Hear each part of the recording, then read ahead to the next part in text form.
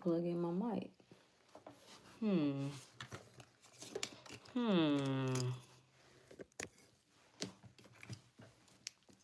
Oops.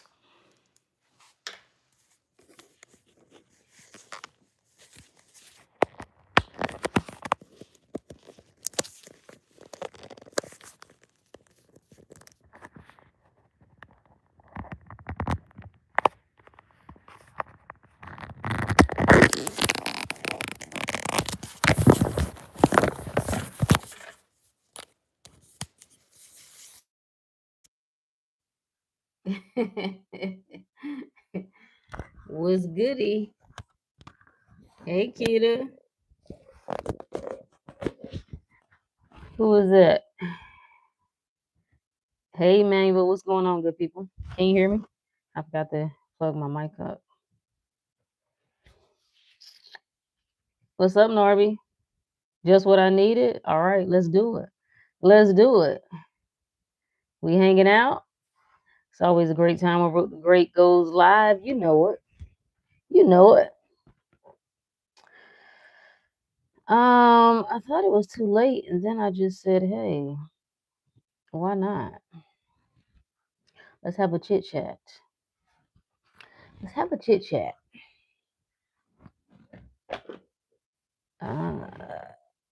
Okay. I read something earlier. I shared this with the group earlier, but I thought it was worth us chatting about here. It was a great read. It was a post in Reddit. And you know, talking about the common topic of manifesting, right? Intentional manifestation. We're always manifesting, but when you hear people say manifest, that's what they mean. They're saying, I want to be conscious of what I'm manifesting. I want to be intentional about what I'm manifesting. Let me read you a little bit. Hey, Final. What's going on, good people? So let me read you a little bit of this, right? Because it was perfect. I mean, chef's kiss. It's kind of long, but I'm only going to read like 2 paragraphs of it. The first part says, you don't manifest what you want. You manifest what you're being loyal to. If you're loyal to the story of being wronged, abandoned, ghosted, overlooked, lied to, or replaced, congratulations. You will keep receiving evidence that validates that identity. Not because the universe or God is cruel, but because you keep saying, this is who I am, through your reactions. Your reactions are louder than your affirmations, always. Your reactions are louder than your affirmations. Circumstances feel sticky when they validate an identity you're afraid to let go of. Let me read that again. Circumstances feel sticky when they validate an identity you're afraid to let go of. There is a strange comfort in familiar pain. That's why people keep retelling the same story. At some point, you have to ask yourself whether you want your desire or whether you want to be right about being wrong. Damn. Because you cannot have both. What? Let's read that last line again. At some point, you have to ask yourself whether your desire, whether you want your desire or whether you want to be right about being wrong. Because you can't have both.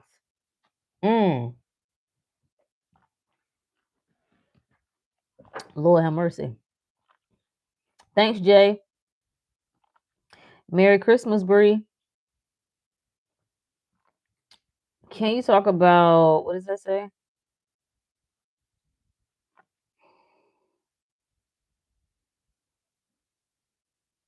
Demonic attack. Okay.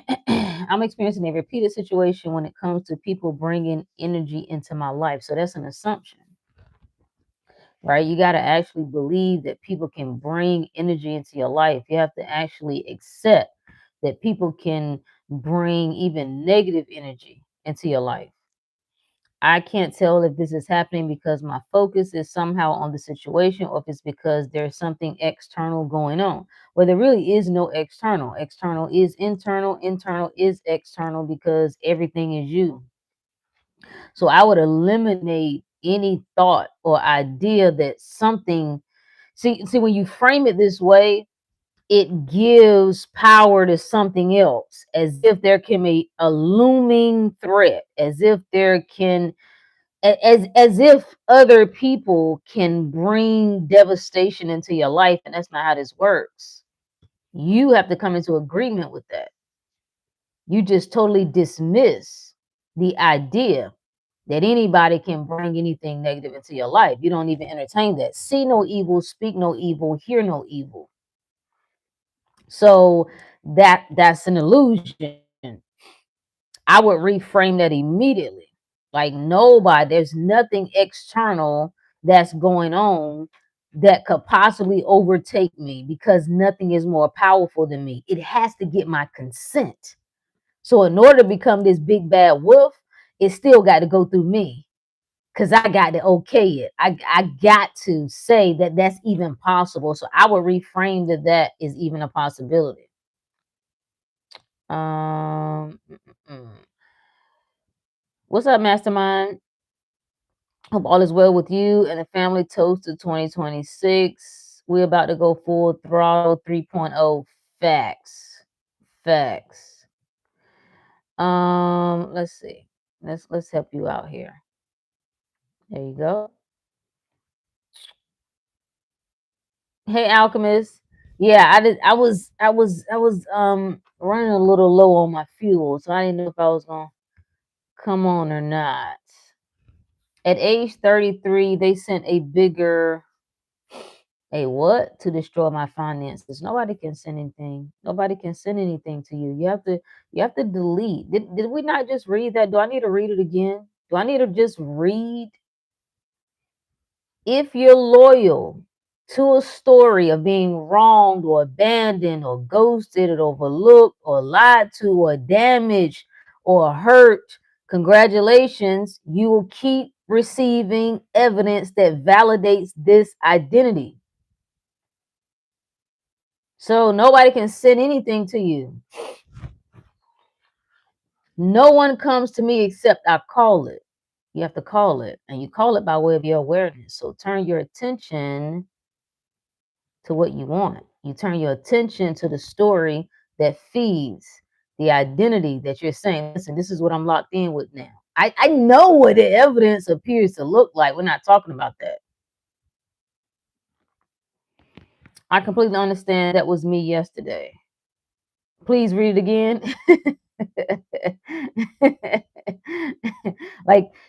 Let me read the last line of that first paragraph. It says, your reactions are louder than your affirmations. So you have to really ask.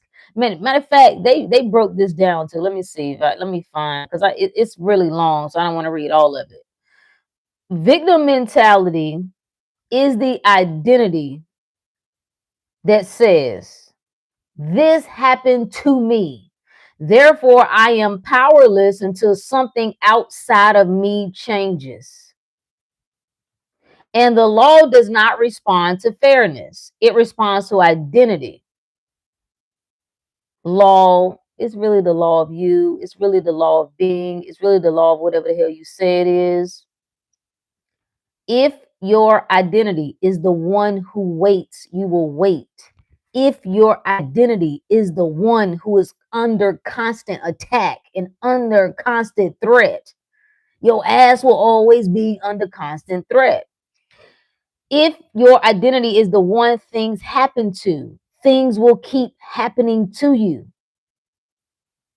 If your identity is the one who needs others to choose, they got to text first.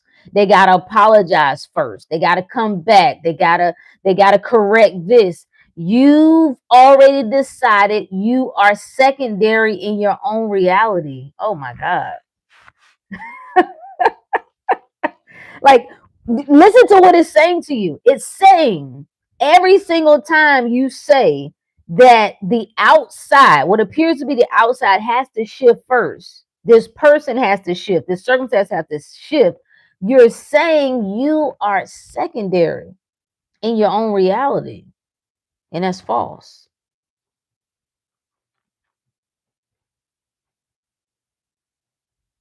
Shout out to the mods. Appreciate you. Let's see.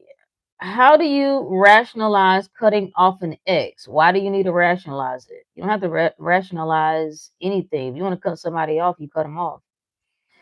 But I'll finish. How do you rationalize cutting off an ex who is hurting you because of hurt they unjustly received from another person? What that got to do with you? You can't be Captain Saberho.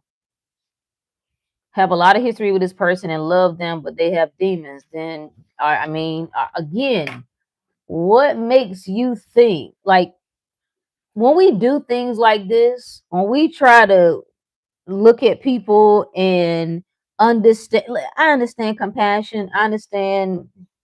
I really don't like the word empathy, but that's a whole nother conversation. What's really happening?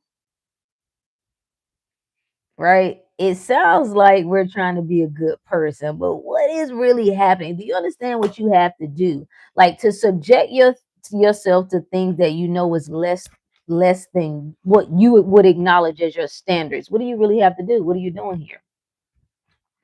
One, you are seeing this person as helpless. You've now put yourself in position of like I have to save them. Why? Why? You got to get off on that.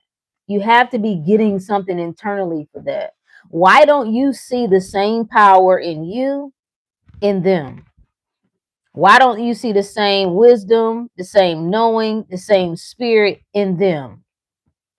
If you believe, if you call it a God, why don't you think that this divine higher being, whatever, is going to take care of them the same way it's taking care of you? So there's no rationalizing. So I saw a post that said, damn, what was it? It was something like, how do you, when you really love a person, like how are you able to walk away? How are some of you people able to walk away, or how are you able to really cut things off? Something to that effect. And somebody replied that it has everything to do with self-esteem and self-confidence. There's no way in hell that you value yourself. There's no way in hell that you love you completely and you find it difficult to choose yourself. It just, it doesn't work that way. So you're saying, I understand that things have happened to you, and that's why you act the way you act. I think so little of myself. I will tolerate your abuse. I will tolerate your mistreatment. I will tolerate your inconsistencies because I pity you. Doesn't sound that appealing. Thank you for this channel. You heard me crying out for an answer tonight somehow. You got it. You got it. Hey, Elise.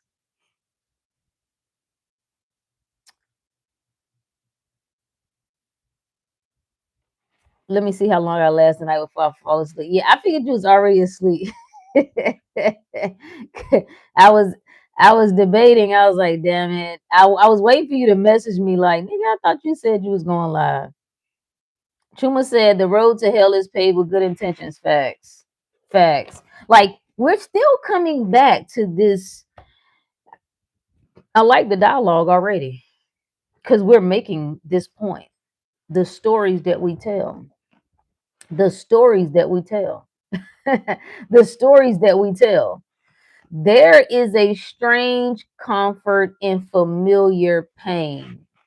Maybe we subject ourselves to the mistreatment of others because there's a strange comfort in familiar pain.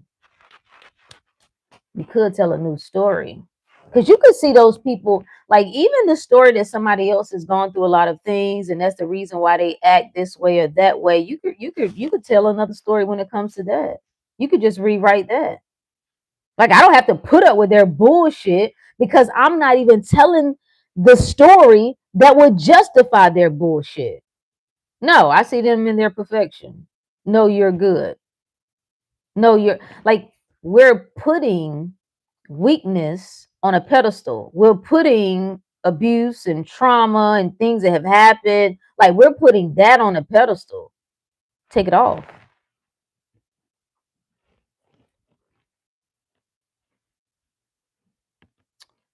Uh let's see.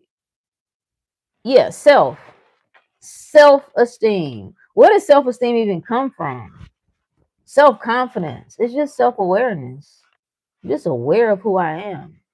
It's not, I think some people get it twisted that there's like you're almost becoming, what is it? What's that word that somebody mentioned? What do they say? Numb? It's not that.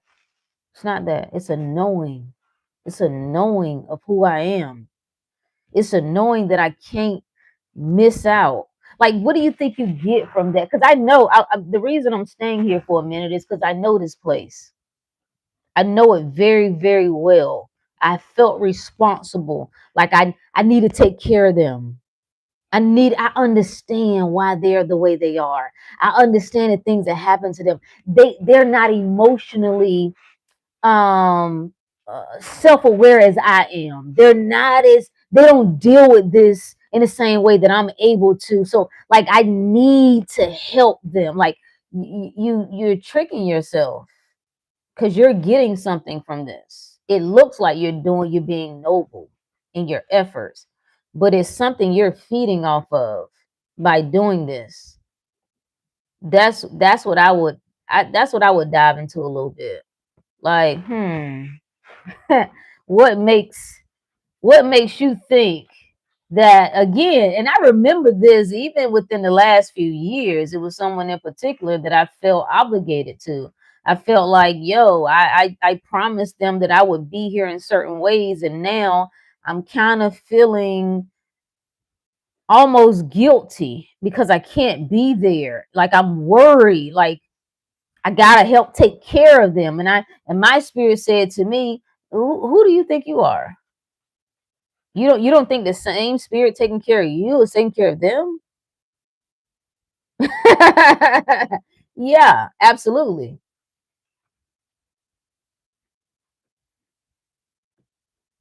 Mm. What's up, Keon? Appreciate you.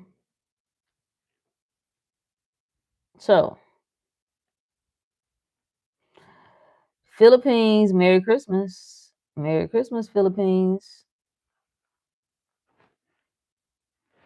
Let's go back to the topic.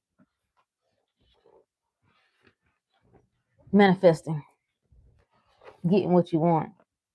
How you gonna get what you want when you keep telling the same story? Loyalty. What are you loyal to? Are you loyal to how things look? Are you loyal to how things have continued to transpire? What is it? I feel once I realize a person has no emotional intelligence and never will, I just dip. Yeah, that works too. like, do you really think you still, to ask these questions, right? To even consider you could be possibly doing something wrong when you choose yourself, it still comes back to how you view yourself. Why don't we have a core understanding that I know my heart? I know my intentions. I ain't got to second guess every move I make. And I absolutely can close the door on your ass. I can. And I can be right in doing so. Good luck to you. I don't owe you any more than that. Like we're allowing ourselves to be used and misused and mistreated, and then we feel drained, then we feel unappreciated. Like People are giving us ourselves back. We're not like when you love yourself completely, when you respect yourself completely, other people are going to do that.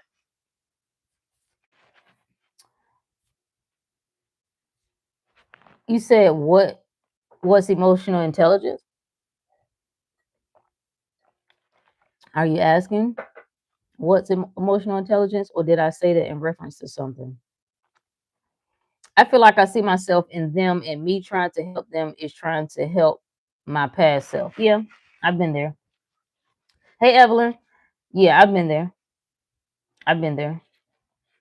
But again, that's an old story because you have a story that you have some type of obligation. I think one of the number one things that you can do to help yourself is rid yourself of an obligation of owing anybody anything.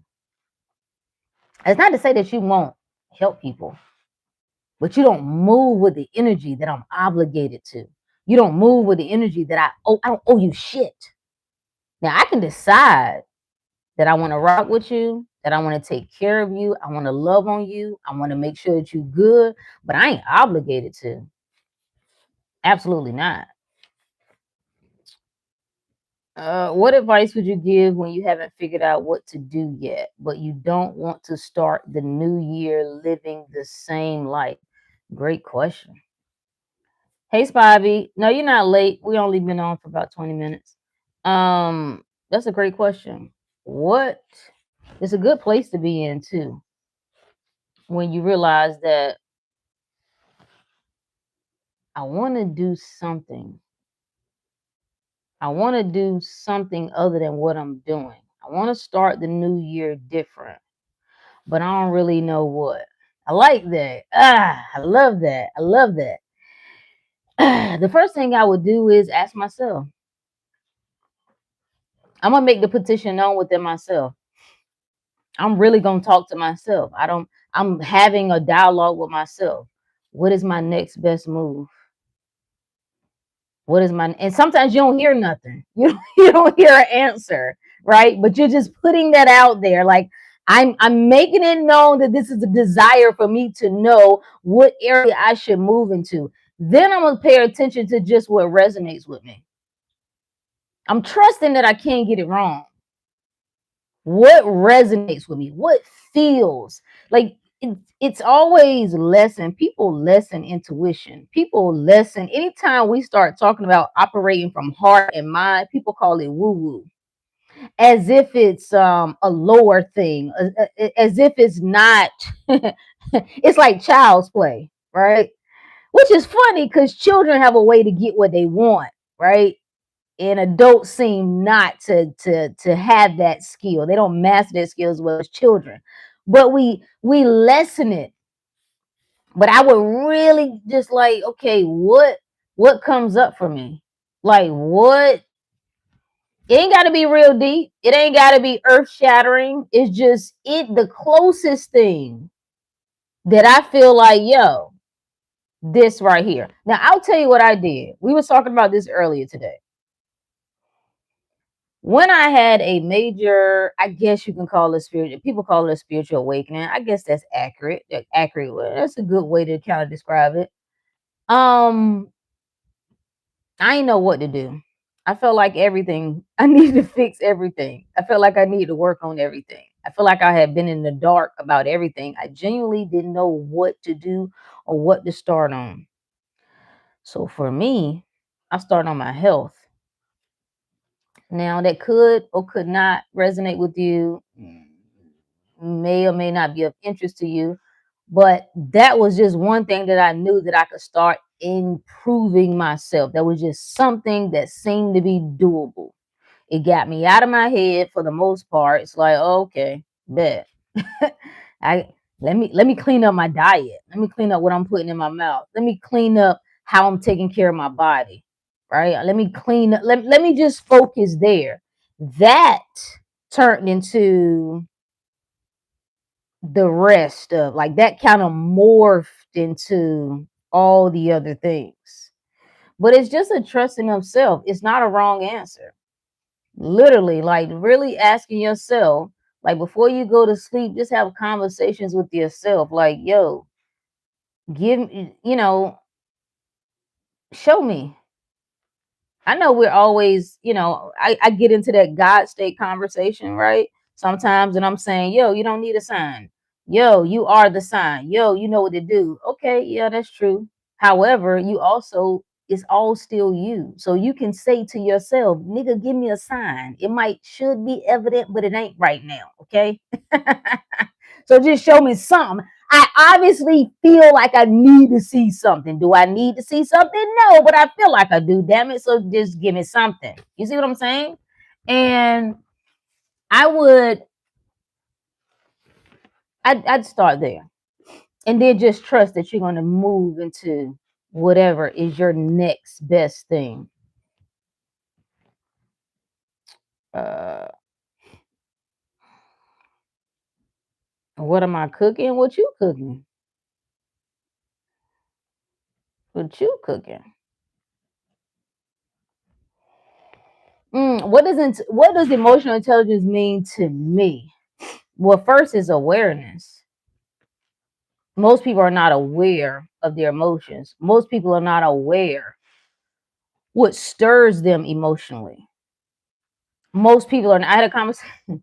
I won't say who, but I have a conversation. Someone is pretty close to me, right? I was describing their behavior, how they have the tendency to, uh, like switch. They become like they just. It's like a switch they can turn on, and they get real nasty, and they speak real nasty to other people, not to me, because I cuss their ass out, but to other people that they care about. And they were like, no, no, I absolutely, I do not do that. Actually, you do. You might want to set a hidden camera. That is lack of emotional intelligence to me.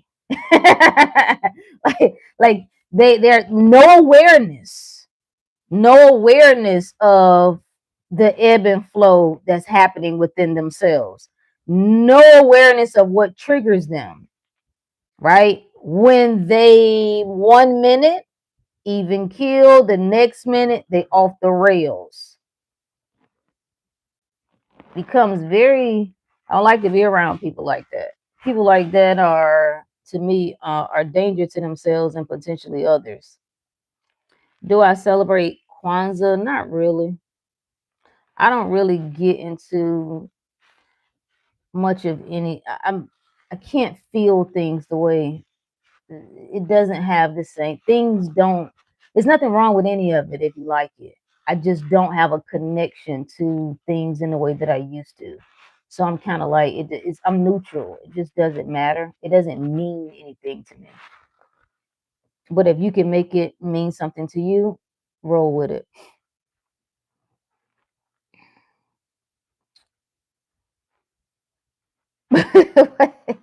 What's going on? Put your dicks up. What's going on? Who got the dicks out? What's happening? What's happening in the chat? What's my next best move? Trusting I can't get it wrong is the part. Okay, let me read you something. This is because I think this is where a lot of people are, right? It's the soul is calling for more. The soul is calling for you. The soul is still you. We know that, but it's just our way of describing it, right? The soul is saying move. I think there's too much thinking and overthinking and over analyzing. And trust me, I know it because I do it well. I think the call is to move on something. Okay. Like not that don't I got books. I can't talk about books. Matter of fact, I went to the bookstore today. Found this new bookstore and bought four more books today, right? But you don't need another book. Like many of us have already known, we wrote down resolutions year after year. We've gone through sessions, we've done vision boards. Like, start now, just move. Just move. I think life is calling many of us to adventure. That's what I want to read. I want to read this briefly. I love Joseph Campbell. I don't know if y'all familiar with his work. This most notable book is damn, what is that book? If you know his work, you know the one I'm talking about. I love people who are immersed in their work. I love people who are tapped in and turned on. Authors right now are really my best friends, right? The people who really these are, let me give you this little game. Sometimes your immediate circle, you're not going to have direct access to what you feel like you need right now. You can create that though. You can create what is considered like phantom mentors, right? You just lean into what speaks to you, and that's where I have to go, because no, right now it won't always be like this, but right now there's just no one that can do that for me. It's cool. It's not a big deal. But the book is A Hero with a Thousand Faces. That's what he's most notable for. But this is the book I'm reading from, The Power of Myth. And it's really like an interview. It's more like a dialogue between him and Bill Moyers, where he's asking him questions. But this is what Joseph says about the hero's journey, right? Or the hero's this is titled The Hero's Adventure. Um what is it? Where is it? It says the usual hero adventure begins with someone from whom something has been taken, or who feels there's something lacking in the normal experiences available or permitted to the members of his society. This person then takes off on a series of adventures beyond the ordinary, either to recover what has been lost or to discover some life giving elixir. It's usually a cycle, a going and then a returning. But the structure and something of the spiritual sense of this adventure can be seen already anticipated in the puberty or initiation rituals of early tribal societies, through which a child is compelled to give up its childhood and become an adult. That's what some of us have, that transition didn't happen. Like it's like a delayed childhood, and not in a productive way. So to die, you might say, to its infantile personality and psyche, and come back as a responsible adult. This is a fundamental psychological transformation that everyone has to undergo. We are in childhood in a condition of dependency under someone's protection and supervision for some 14 to 21 years. And if you're going on for your PhD, this could continue to perhaps 35. You are in no way a self responsible free agent, but an obedient, dependent, expecting, and receiving punishments and rewards. Damn. To evolve out of this position of psychological immaturity to the courage of self responsibility and assurance requires a death and a resurrection. Uh-oh. That's the basic motif of the universal hero's journey. Leaving one condition and finding the source of life to bring you forth into a richer or mature condition. One identity is dying. I should have titled it that. Maybe I'll do a separate video of that. One identity is dying. The way you saw the world, the way you accepted the world, the way you accepted yourself is dying. That's why so much unrest. Whether people call it a early life crisis, midlife crisis, late life crisis, some people call it spiritual awakening. That's all of what's happening. The personality that you have identified with, You no longer can. And you have a choice to make. Now you can hold on to that, which most of us do. It's the fighting. What did they say? Strange comfort and familiar pain. To know that your life has been uncomfortable, or let's just say has been a struggle, has been in pain. If you know that and still stay in it and do nothing different, it's like, I don't know. I don't know. I don't know what do you do with that?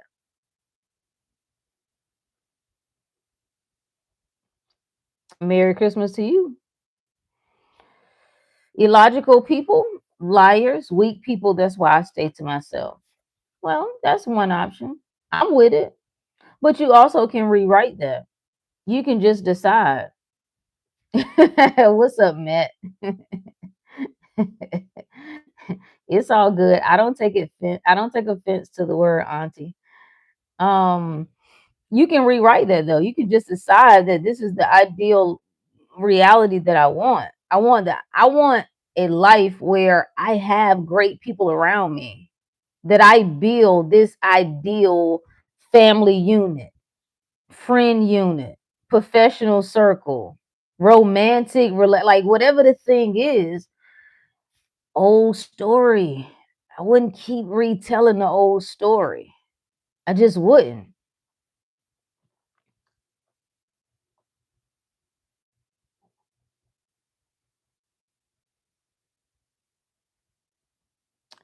Yeah, at least it was 4 books. But I mean, so my haul was, what did I get? I got I got that one book I told you about. I got a what did I get? I think I got a book on Socrates. I had to get that one. It's like $2. And then I got a book about, is this the other book I got? What is this book about? No, that's the book I told you about. It was two other books. What was the other book? Oh, I got the Rick Rubin book. I've been wanting this book for a while. I like Rick Rubin, a The Creative Act, A Way of Being. I like people who, have you ever seen his interviews? Like I like people who in their bag. Like they are game changers and they don't do none of the regular shit that everybody else tell you supposed to do. They don't follow none of that. Hey, the hustle and this, you got to do this and you got to follow. No, they just like, no, I'm in tune with myself. I listen to me. I trust myself. I follow my heart. I like that. Yeah. I love it. I love it.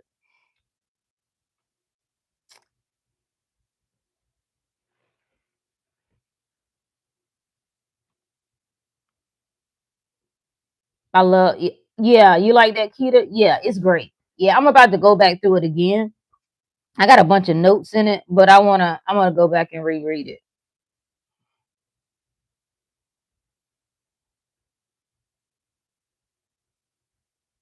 Yeah, the Power of Myth is I like it. I like his breakdown. I like Bill Moyers does a great job too. You know, a key part of the interviewing is asking good questions, right? That I think they feed off each other very well.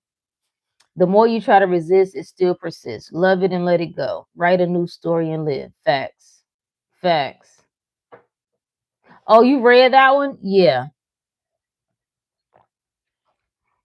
It's the first book I saw when I got in the live. I mean, when I got to the bookstore, and I was like, "Ooh, I've been wanting to get that book." Don't blame me now for the books that y'all buying. Don't know what made me buy it, but it's on my shelf. That's always good. Like when you just go and you get a book and you don't really know why you getting it. Those are always the best. And sometimes it sits. Sometimes it could sit for months, could sit for years, and then eventually you like, yo, let me go back to this. Um, Thank you to whoever sent that. Stop outsourcing to Chat GPT. Get in tune with your star player. This is me to me. Yeah, yeah. It gets a little tricky with the chat, right? Like I think GPT can be useful, But like anything else, it can't replace you. It shouldn't replace you. The one thing that I do like to use it for, it never can get my shit right. Like it never knows what I really mean, right? So I'll be trying to get it to give me feedback, and I'm like, no, nigga, no, no. But what it does is it helps me get clear. Every time they try, like, no, no, what I'm saying is this. And then they try to come back with something. No, no, no. So I like to play that back and forth game. Rick Rubin, a great producer. Yeah, who does that's what it was. I was trying to think of when the interview I saw of him. He doesn't play any instruments, just knows what he likes in music. Non-resistance guy. Yeah, I love it. I love it.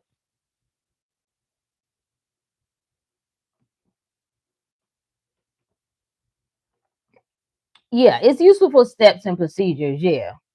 I think it's good too for like exploring, like research, or like kind of like starting a starting place. It to help generate ideas. Because again, to me, what it does, it always gives me what I don't want, but it helps me get clearer on what I do want by it giving me what I don't want. If that makes sense. Merry Christmas, Jeremy. So the story. What are you loyal to? Let me go back because I wanna hone in on something. What did it say? Your reactions are louder than your affirmations. How do you react when you don't get what you want? How do you react when life doesn't unfold the way you thought it would? Do you make that the truth? Like, what do you say when things look like you're losing?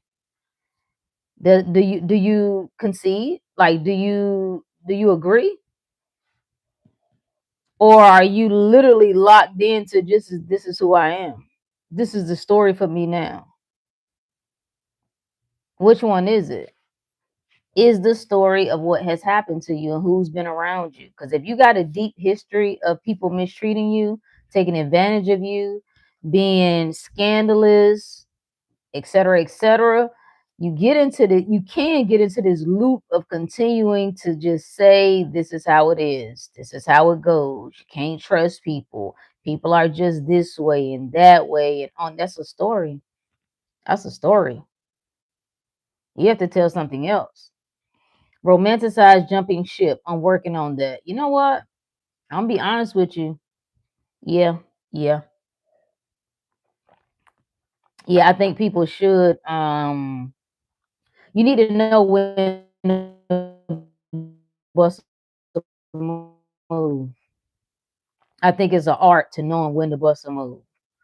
I romanticize staying, and I messed, and I yeah did that too long. I, you got to know when to hold, and you got to know when to fold. You got to know when it's time to bounce. You got to know when my work here is done. I've come as far as I can go with this situation in this place with this person. I owe no one else anything.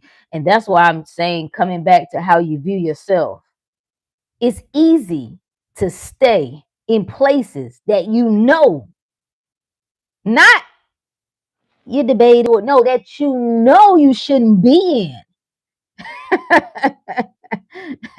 When you don't value yourself.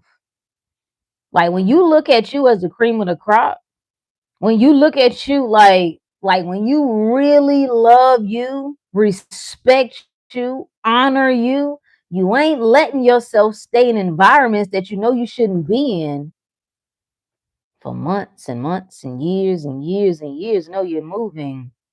You're trusting that inner nudge that says it's time to go. What ultimately ends up happening though is this: the ego mind comes in and says, well, how you gonna do that? Ain't right. How you just gonna what makes you think you just get to be happy and you just get to go, you don't get to lead people don't just get to leave. If everybody did that, what would the world be like? Like, you start cycling through all of this shit that you told yourself. Like, okay, well, maybe that won't make me a good person. Maybe that won't make me an honorable person. So you stay. And then you try to justify staying. And then you force yourself to focus on, okay, well, just be grateful. This is why people need to do so much work. It's a lot of work to maintain the illusion.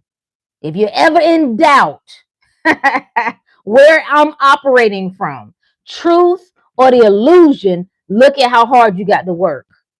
It's a bitch to keep up with. That's why you can't slip up on your ritual. When you trying to maintain the illusion, oh, you got to be on point with everything. You slip up and don't do your meditation, nigga, you're going to spiral out of control. Because it's hard maintaining the illusion. It's hard trying to make yourself feel good about doing what you know you don't want to be doing. Yeah. The cope. Yeah. You got to maintain that. Maintaining the mask is a lot of work. That's how you know. It shouldn't be that hard. It shouldn't be that difficult. Every time I see some shit about how hard, I just saw a pastor that did a video. I said I was going to do a side by side.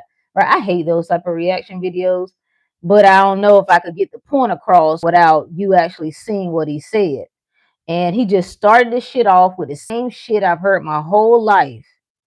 People think that life is supposed to be easy. No. Well, then what is it supposed to be? Hard? No. Marriage is supposed to be, marriage is hard. Why? Then I don't want it. Keep it. Keep it. Somebody came up with that shit. Somebody said the harder it is, the better it is. False. I'm no longer in agreement with that. You keep that. You live hard for your whole damn life. Y'all do that shit. That's why your hair falling out. That's why your body is developing tumors. That's why your damn blood pressure is high. That's why your cholesterol is high. That's why you can't sleep at night. Keep doing that shit that you got from somebody else, because that's all it is. It's just a repeating game. And nobody has stopped to say, wait a minute. Do I agree with this? I don't want to live like this. No, no. It shouldn't be that hard to love a person. I'm telling you, if you got to pray every day to love a person, if you got to stay in church damn near 3 to 4 times a week, if you got to like, if it take that much for you to tolerate a person, you really think that's love? I know you don't. I know you don't think that. I know you don't think. Y'all got to stop lying on love. Y'all got to stop this shit. Stop lying on love. Just stop it. Love is flow. It's ease.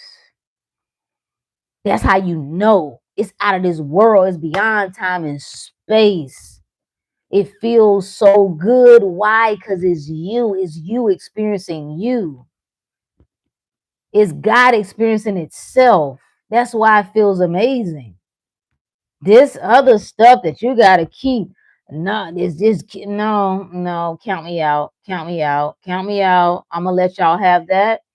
I'm going to let y'all continue to, I don't know what it is that y'all are doing. I guess y'all do retreats and conferences and do kumbayas to justify why. You see how you gotta continually like recycle these concepts in order to keep it going. I gotta make myself feel good about, yeah, I gotta make myself feel good about, I really feel horrible, but I gotta make myself feel good about, I gotta do all this because if I don't stay on point, I might slip up. I might slip up. You ain't find that suspicious? Like, you really love a person, but if you don't do everything to a T, you might slip up and cheat. You don't find that suspicious? Because something might tempt you. How is something able to tempt you if you where you want to be? How can something tempt you? Somebody can't tempt you unless it's something you want. Huh? Yeah. Okay. Okay. Okay. Alchemist said we taking donations. Okay, let's go. Roshi said love is conditional. False. False. We gotta stop that. We gotta stop that. We gotta stop that. Absolutely not. That's how you know. That's how you know it's not love. Ask someone why they love you. If they start giving you reasons, I'd be suspicious.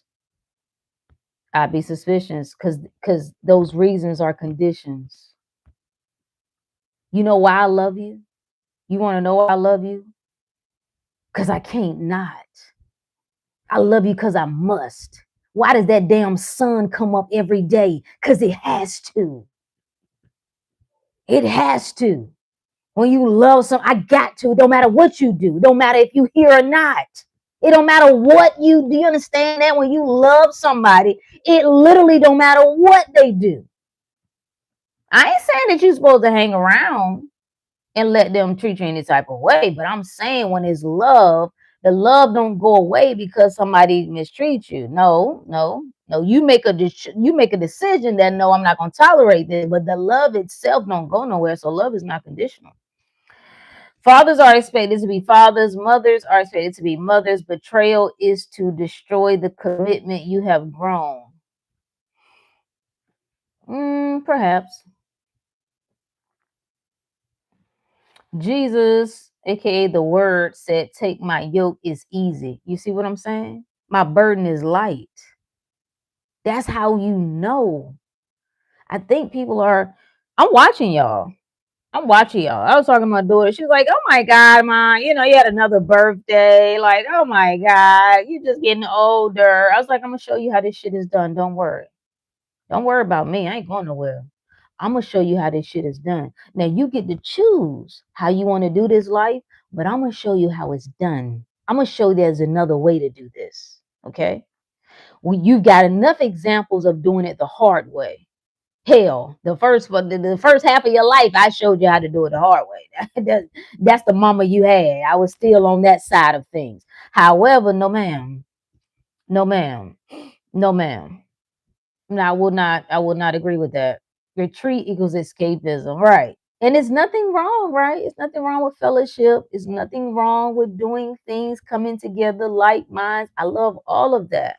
But I think the message is getting a little muddy, and people are running and looking and hunting. These things should be leading you back to self. Otherwise, Spivey said it's performative that is tiring. Right. That's what burns people out. It's not that women don't want to be wives and mothers anymore. That's not what's happening. That's not what's happening. The performance, like the performing, that shit drains you. Everybody, men and women. I don't want to be tired. I want to be my lively self. Facts. What's life?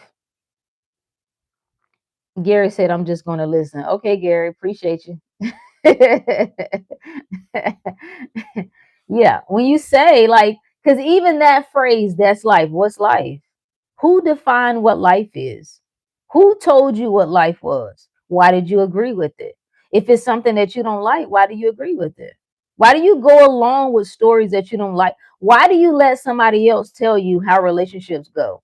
Why do you let somebody else tell you like, well, I'm just saying motherfuckers gotta work a job. People just work jobs they don't like. I mean, that's just life. No, it's not. No, it's not. There might be one way that people choose to do life. That ain't just life. No, it's not. Like catching that story. That's what we're here to do. Wait, wait, wait, wait. Did I consent to that? No. No, I disagree. No, I'm sorry that you're unhappy in your marriage. That's your fault.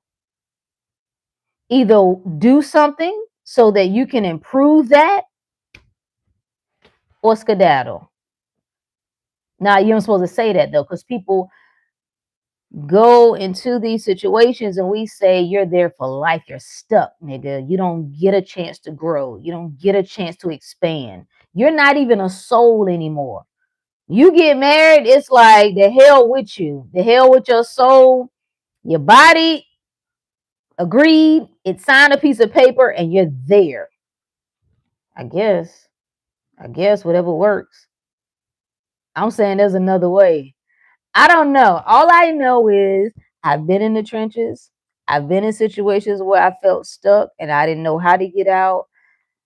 I've tried to justify me being in certain situations. I've been in survival mode. All I know was I figured out how to save my own ass. So if I can figure out how to save my own ass, so can you. Alchemist said, when I was playing wife, it literally almost took me out early. Facts. Facts. That shit will kill you, nigga. Woo! Oh, you see the life come out of folks, and I've seen it both sides. I've seen the life come out of women and men. I had a close person I knew very well.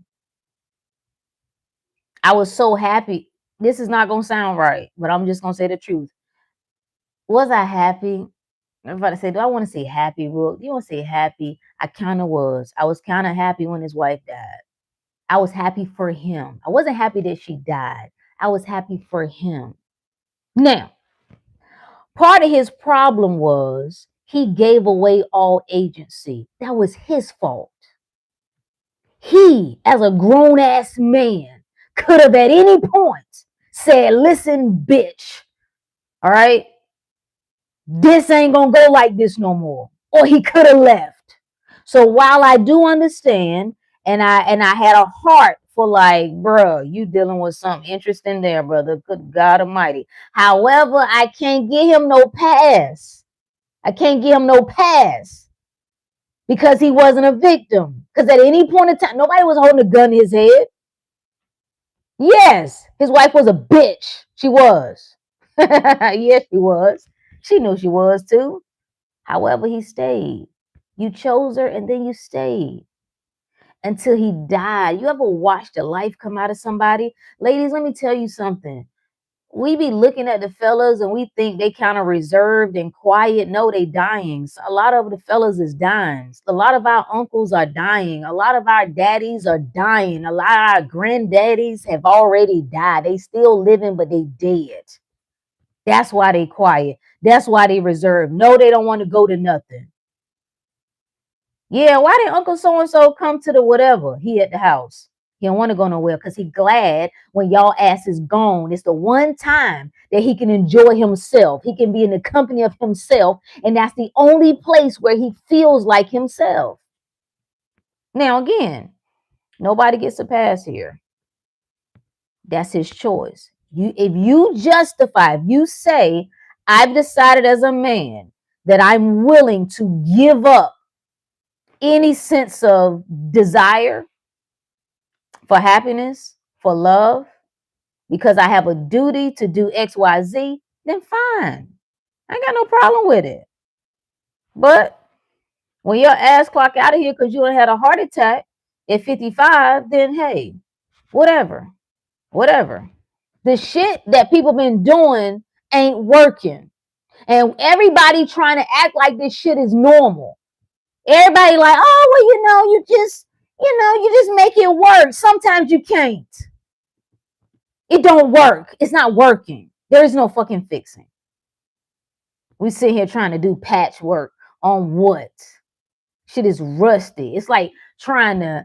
You ever seen somebody trying to paint over their car when it's rusted? They ain't sand it down. They just put the paint right over the rust. No, no, no, and no.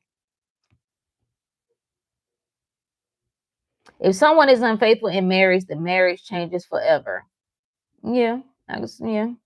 Generally true. The love is different forever. The relationship they had is never to be the same. It's the relationship is conditional. Well, again, I think when it comes to infidelity in marriages, people got a choice to make. If you can't get over it, then you need to leave. If you genuinely can't forgive and you can't, I don't know who came up with forgive, but don't forget, that's not how that works. That's not how that works. Sorry. Because when we look at the original definition of the word forgive, it means to have a change of mind. So, yes, you have to forgive and forget. If you cannot do that, then yes, it's best for you to go your separate ways. We act like children. And I hate to say children because it's almost offensive to children to say it. But we act stupid. We act like, yo, be adults. If you really want to be good examples for children, show them that sometimes things must collapse, sometimes things must end, and then show them how to do it in a mature, sensible, loving way. Y'all really think kids is dumb? That's what be killing me. I remember when I said that shit. I was like, I'm gonna be unhappy until my daughter turned 18. I told myself that. I learned, like, I wore sacrifice like a badge of honor. I really was like, I will sacrifice. I don't need, forget my needs, forget my desires. I will put on a happy face, which I never did because I went back and my ex was like, you know, I was looking at the old picture photo album, and in all of the pictures, you weren't smiling in any of them because I wasn't fucking happy. That's why I never noticed it until I went and looked like, damn, actually, I wasn't. That's what happens. You think children don't know? You think they're dead just because you dead on the inside? They're not. We so worried about passing down money, but we passing down pain. Learn how to pass down love if you want to pass down something. Learn not to pass down illusions. Pass down the truth. Pass down honesty. Pass that down. And I had to come to that realization that I wasn't doing her a benefit, because the more miserable I was, as a woman, I was going to be just as miserable as a mother. How can I say? Yeah, it's really hard for me to have empathy for those who are enjoying their hell. I saw a great quote about. I didn't get that book. I put it down and meant to go back and get it. I want to say it was Marcellus, um, but it was a quote along that lines, like, stop trying to force people out of where they want to be. If people want to be in hell, let them stay there. That's where they want to be.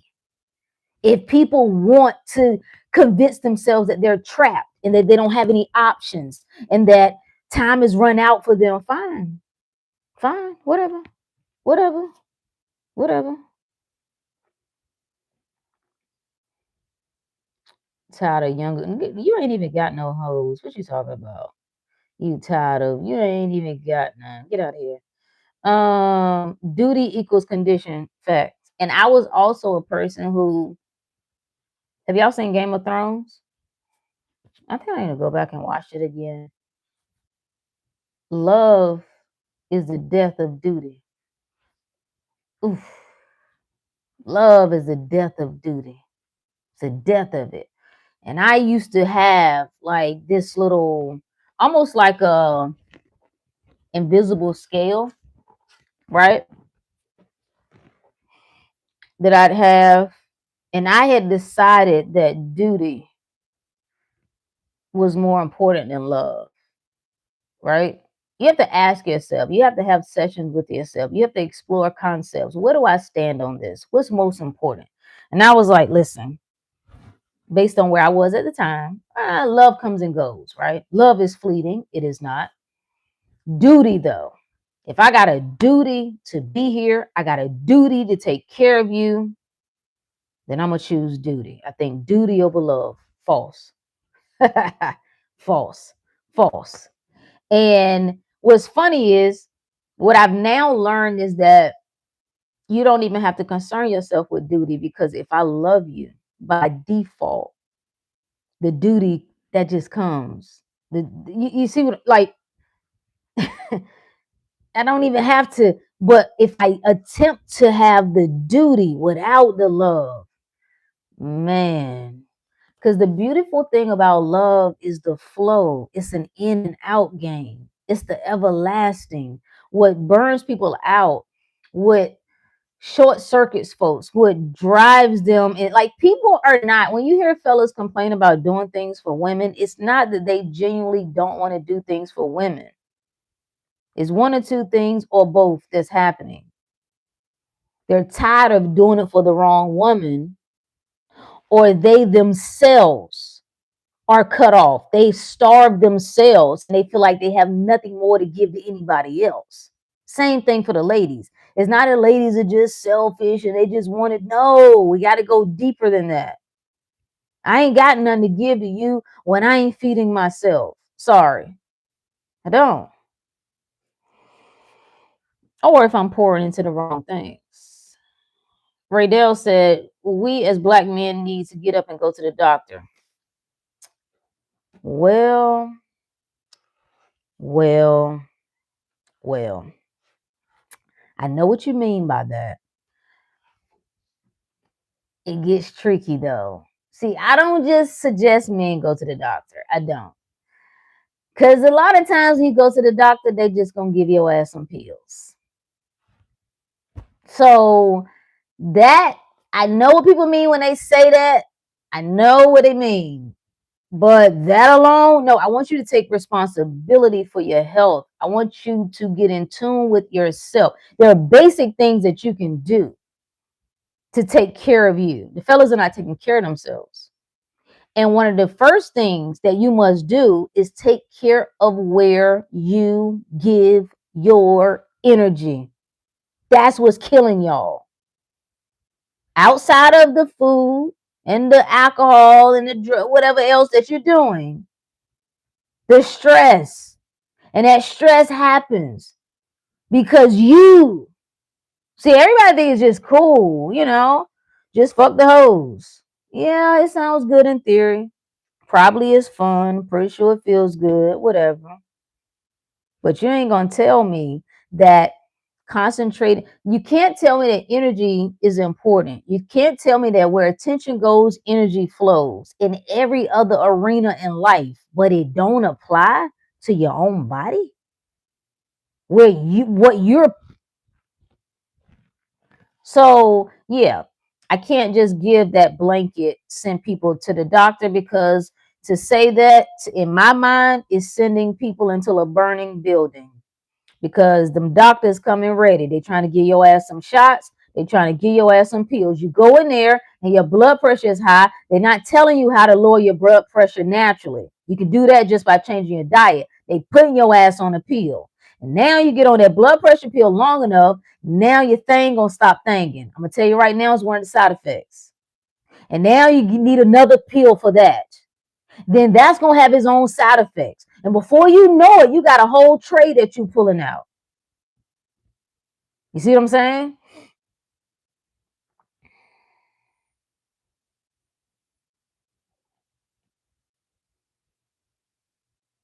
What happened? What I miss?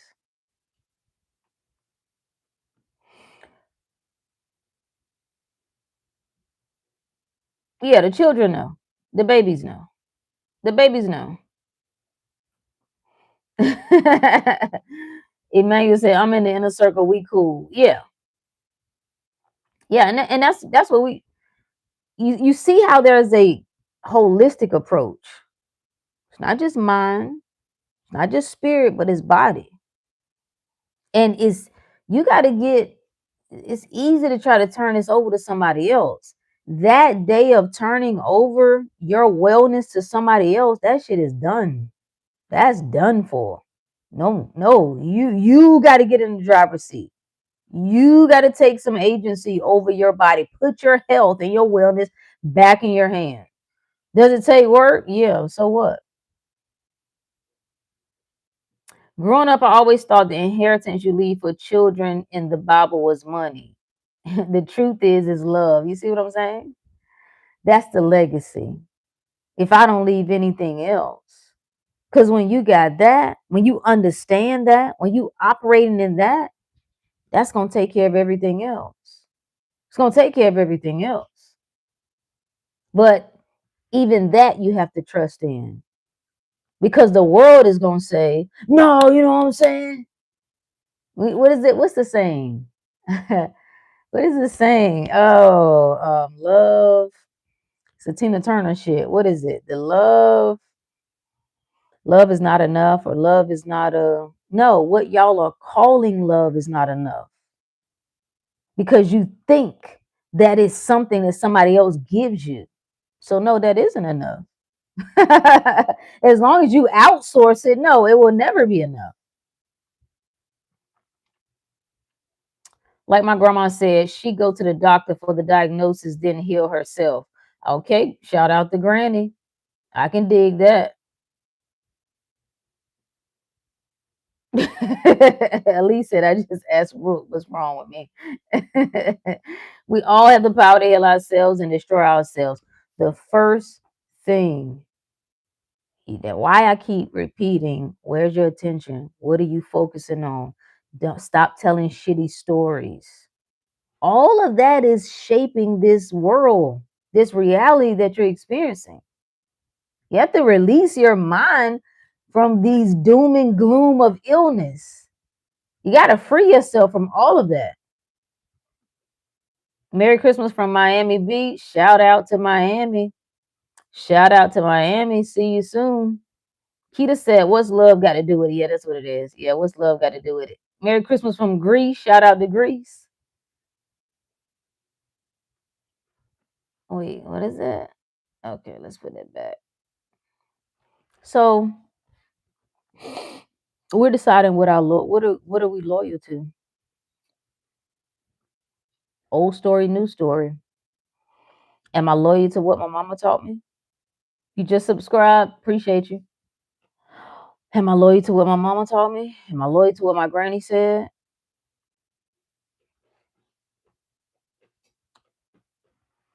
Hey, Devon. I can't live for them. I can't live for them. They had a chance to live their life. I can't live for them. I know people right now. Like what they're doing, I know it's creating illness for them. But they don't want to let go of it. So you got to let people have whatever they want. You have to know that they got it's got to be right because it's what they're choosing for themselves. So be it. When I was choosing what I was choosing for myself, I was right because that's what I was choosing for myself. That's what made sense for me at the time. No need to argue. Mastermind said, my family loves their gifts. We are not materialistic. I love it. Nothing wrong with gifts. Yeah, nothing wrong with gifts. Yeah, the moderators, yeah, they I can't even I see more block stuff than anything else. These holidays really got a hold on society. Yeah, I mean, I think we have to ask like why though? Like it's a desire we want to feel. That's why the holidays are useful. We want to feel. We want to feel love. We want to feel a part of something. We want to feel appreciated. We want to feel valued. We want to feel respected. Like we want to feel appreciated. We want to feel like we mean something. Like so I see why. Like we're looking for like the things is not the problem. The things that people do, the vices they escape, those aren't the problem. It's asking what is it that people really are after? What is it that they're really after? And I think some people have learned how to do life pretty good. They've learned how to do life pretty well. So even though you see them, they might be, wealthy and they're buying things. It has no bearing on who they really are, heart and soul. I'm seeing all over socials that kids and people mad at the gifts they got. Yeah, I've seen a couple of those videos. Unfortunately, when you see an ungrateful child, when you see a child who is spazzing out because they only got 6 gifts or 7 gifts, you know where that comes from. That didn't just happen. Like you got to eat that, mom. You got to eat that, dad. That's the environment. Like that doesn't just happen as a oopsie, like out of random. No. You created an environment. You made that a measuring stick that became valuable, like the things. And so Now, and of course the culture is a part of it, like friends and what we value and all that good stuff. But I'm always gonna say it's the home environment that sets the tone. It's the home environment that sets the tone. So when you have a child acting ungrateful like that, and it's pointing back at you. It's your birthday on Christmas? Well, happy birthday.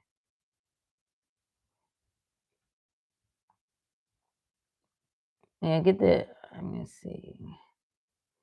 I don't even know. Like, I have these people.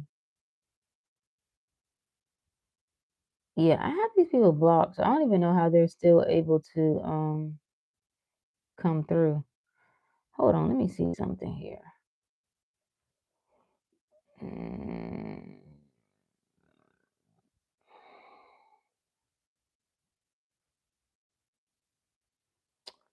I don't know. I figure out how to do it. I'm trying to close off the chat to Lord have mercy. Lord, what is we doing? Okay.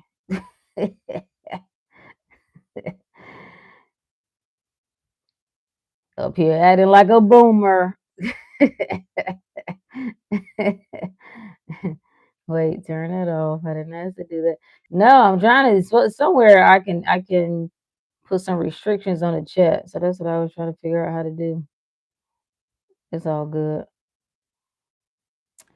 Have you ever spoke on being scapegoated? No. No. What do you want to speak about? I think we all have to some degree. People have tried to use this as a scapegoat. I want my kids to feel like I did growing up, but I can't replicate that because the family dynamics are different. All the glue died. Well, perhaps. I'd rather create new traditions more aligned with our true values, travel. Yeah, I mean, I think it can be done. This is what I think. You can preserve whatever it is that you want to preserve. Whatever's important to you, for you to continue, you'll do it. If you want, like I see a lot of people complaining about the holidays don't feel the same, holidays don't feel the same, holidays don't feel the same. But it's like, well, what are you doing to make it feel the same? Like this, you keep the spirit alive within you. And then that trickles out of you. Like we have to maintain this thing. And you got to figure out what that looked like. And I think for some of us, um, I don't know if we're just waiting for things to happen or something, but you got to create what this looks like, what your family dynamic looks like. And you can just decide. Like, I wouldn't, it's an assumption to say the glue has died. If we saying granny is the glue and now that granny is gone, that's also an assumption. I don't have to accept that. I can say that no, the torch has been passed. So it's all about reframing it. I can tell whatever story I want to.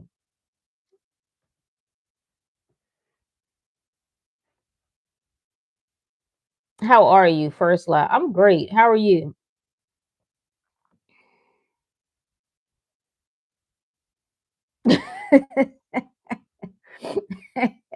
I don't know. It's a war zone in the chat. I don't know what's going on. I don't know what the hell is going on. Appreciate you, Alchemist. No, they were all fake for Granny. Nah, they were all fake for Granny. Oh, okay. Yeah, and I mean, all of it. I like seeing examples of people who have great family dynamics, who continue to have great family dynamics. I love it. I do. I also know though that some of us did not have that and don't have that. It just is what it is.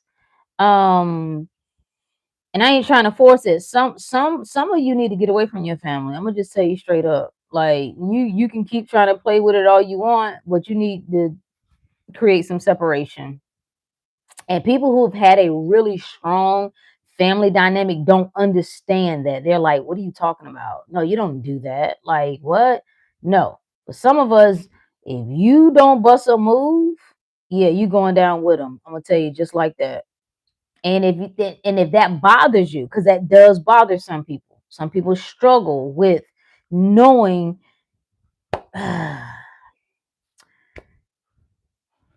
you're passing through.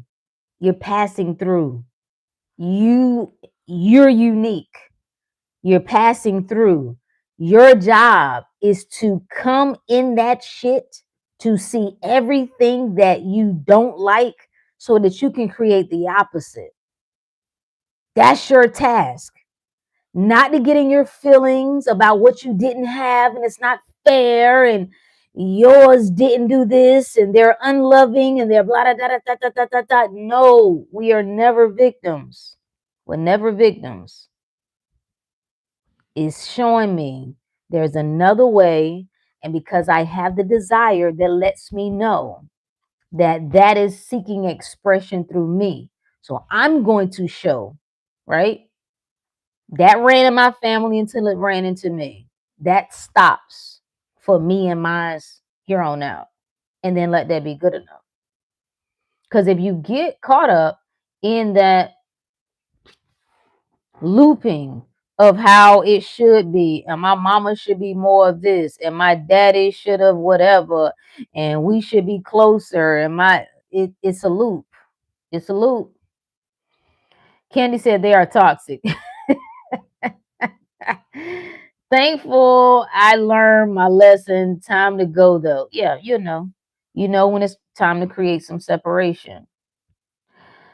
I really do want to just really say to I was telling the group earlier, the reason why I know you have to know if you're the one. The reason why I know I'm the one, the reason why I know I must do certain things, because I'm willing to do what most people are not. And most people are not willing to sever. They're not willing to cut the tie. I the way I have really come to understand is like, yo, you know what? The reason why I felt detached from so much is because I'm just called to do some greater things. And if I was attached to things and people and stories like other people were, it would stand in the way of that. So I don't have it's easier for you to walk away from shit that don't speak to you. It's easy to walk away from people who you feel like mistreat you. It's harder to walk away when it's somebody you genuinely love and care about and they've been good to you. So why you in your feelings because your family and this story wasn't this and your best, who cares? That's you use that. That's seeds. That's all that is. You take that and you run with it. You take that, that's confirmation that I'm the one. That's confirmation that I ain't got time to get caught up in that. I ain't got time to be, yeah, I don't have no obligation to that. It feels good. Take what is offered and use it. I love that. Take what is offered and use it. Take what is offered and use it. They could have gotten Oscars performing for all of my 30 years. You got that right. Kristen said, I'm definitely the one in my family. Let's go. And the ones always know. You always know. Think about it. I said I wanted to kind of like do like the top 10, like well known, like game changers throughout all of time and their backstories. Many of them always got is raggedy. They was abused, they were orphans, terrible family dynamic, greatly disadvantaged, and they were the game changers. And that's the only thing that I could conclude is that when you're really here on a unique path,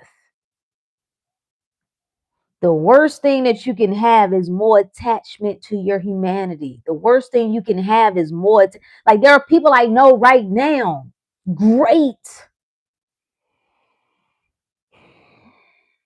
They can't let it go. They can't let it go. They can't let go of the story. They just, I don't know if it'll be forever, but as for right now, they just gonna stay. They know they should go. They know it's time to jump. They know it's time to leap. But the stories, how it's gonna look, how am I explain myself? How am I what I'm gonna say? Like, that it's a war. Do you understand that's what ends up happening? It's a war within yourself. It's a warring of the energies. This is the masculine and feminine energies. The heart and the mind is warring back and forth. The intellect and the intuition warring back. I know I feel called to do this. I know I feel driven. I see it. That's how you know it's you.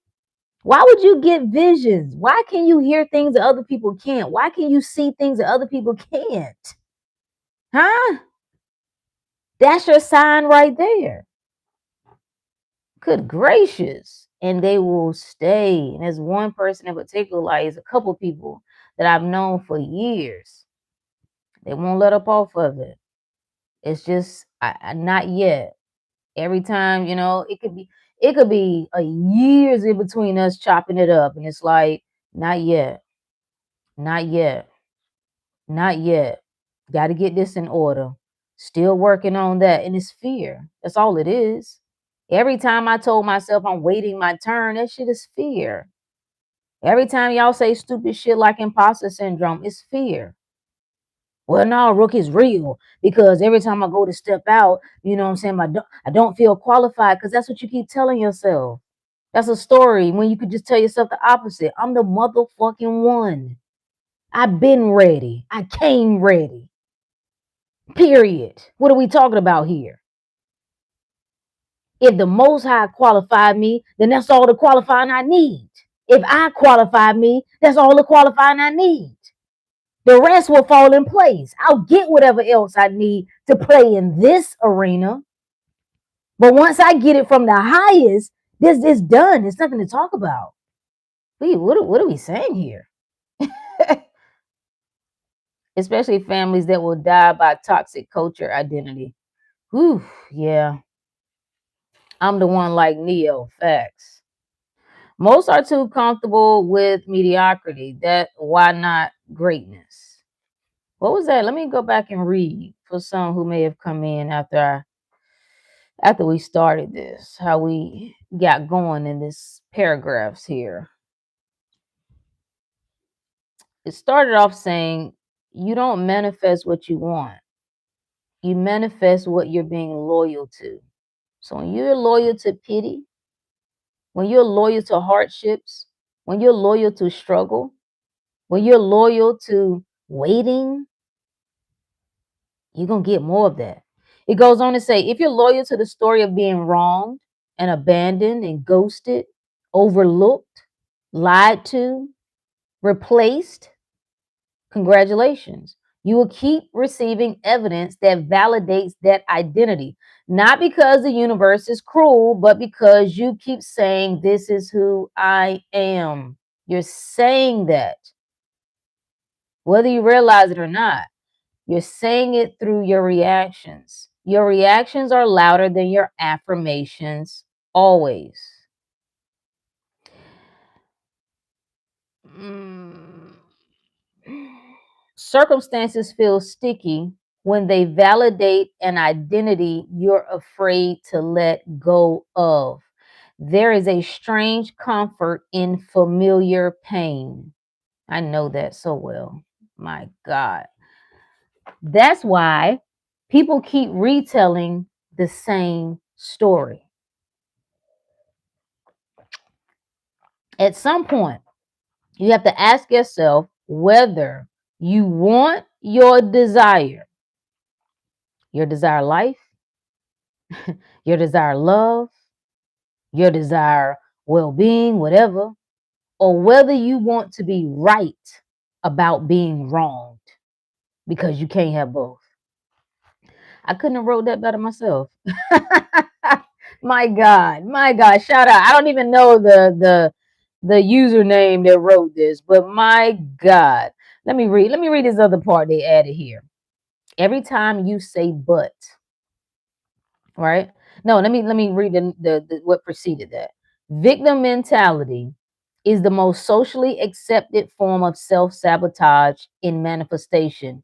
It disguises itself as being realistic, processing emotions, acknowledging trauma, or my personal favorite, I know the law, but I know how manifestation works, but I know as a man thinketh, so he is, but nothing. He says, every time you say but, you're not being honest.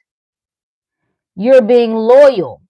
You're being loyal to helplessness, loyal to the idea that something outside of you has authority over your experience. That's the line. That's the line. Oh my God. Are you loyal to the idea that something else has authority over your experience? Don't tell me about what no baby mama, baby daddy did. I don't care.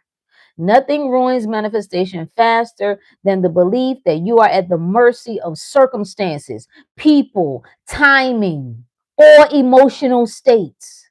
Nobody care what time of the year it is. You know, this I got seasonal depression. You know, this time of year is when I get shut up. You're loyal to helplessness. That's what you're loyal to. That's why you keep saying it. That belief alone is an assumption, and like all assumptions, it manifests perfectly. Victim mentality is not crying or feeling hurt. That's human. Victim mentality is the identity that says, this happened to me. Therefore, I am powerless until something outside of me changes. I can't move until my money changes because you're giving the money the power. Okay. I can't move until my daddy admit what he did to me. Oh, so that means your daddy got the power. Oh, okay. Okay, got it. And the law does not respond to fairness. It responds to identity. If your identity is the one who waits, your ass will wait. This is my words now. If your identity is the one things happen to, it's always one thing after another. Things will keep happening to you. If your identity is the one who needs others to choose, you need them to apologize. You need them to come back. You need them to understand.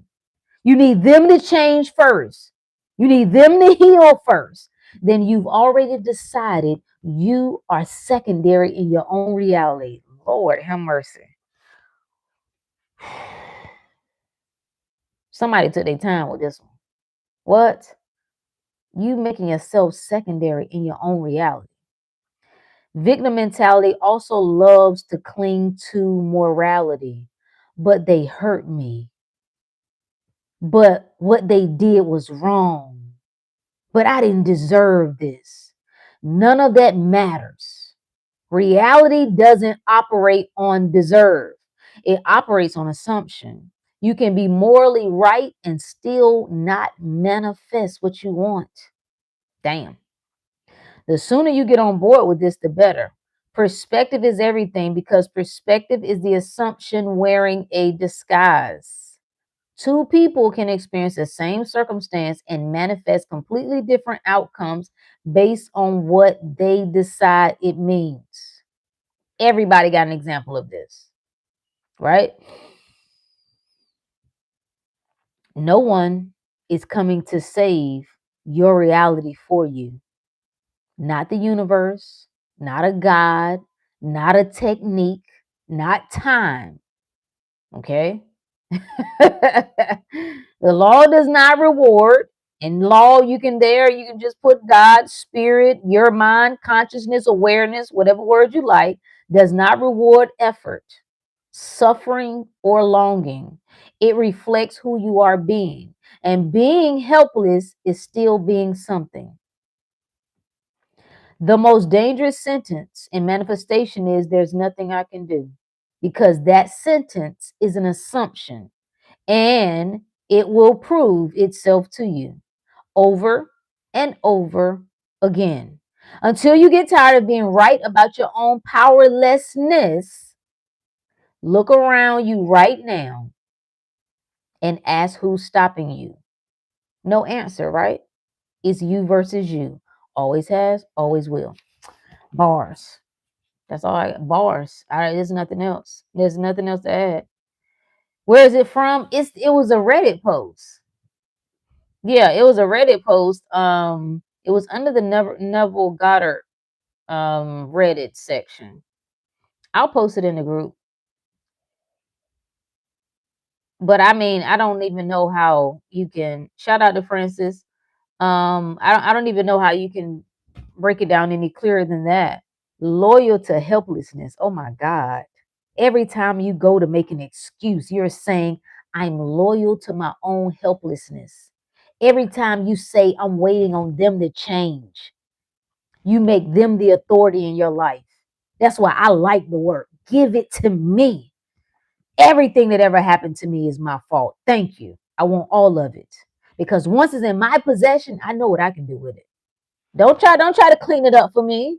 Well, no, Rook, that wasn't right. What was done to you? No, all of it was right because I said so. Huh? Can you tell us the name of the book you're reading from? Oh yeah, it was a Reddit post. Yeah. Matter of fact, I'll see. I don't even know why it won't let me up here on my phone. I can't post in the chat. Hmm. But you'll find it. You'll find it. If you go under the Neville Goddard section, they just posted it. So you'll find it. The title of it is Perspective. And that's all this whole game is. Every conversation we have, every spiritual teacher, every guru, every process, all this shit is perspective. How you see yourself, how you see life, how you see where you are or where you think you're not. The winners see themselves where they say they will be, where they say they are, like, period. It doesn't matter. They can lose money and it doesn't matter. It doesn't matter. They can lose people. It doesn't matter. I love people that can lock in. I love people that, whoo, my God, like just to be able to say, like, I know we get into this flow and everything is cool. I like it. I like all of that. But sometimes I need you to get gritty with it. Damn, where your obsession at? Like, where your conviction? Like, what moves you? What, like, turns you on? What riles you up? Like, let me know. Not let me know, but let yourself know. Like, are you alive? Is anybody in there? Is anybody in there? I take all accountability for my past actions. Facts. Yeah, I don't want no pity. I don't want no pity. You ain't gonna never see me. I got you talking about content, boy. I could go on a run. I could go on a run with the fellas. Oh my God. But you ain't gonna see me do that. Because any person in my past, I chose them. I chose them. Period. Period. Would I choose them again? No. But I chose them. You understand what I'm saying? So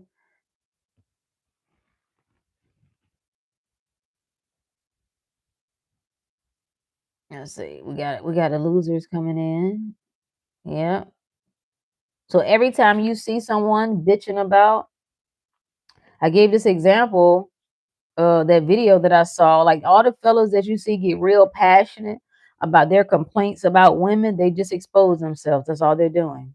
Men who are happy, men who are getting what they want from women, you don't see that. That's not to say they don't call out bullshit now, because they absolutely can.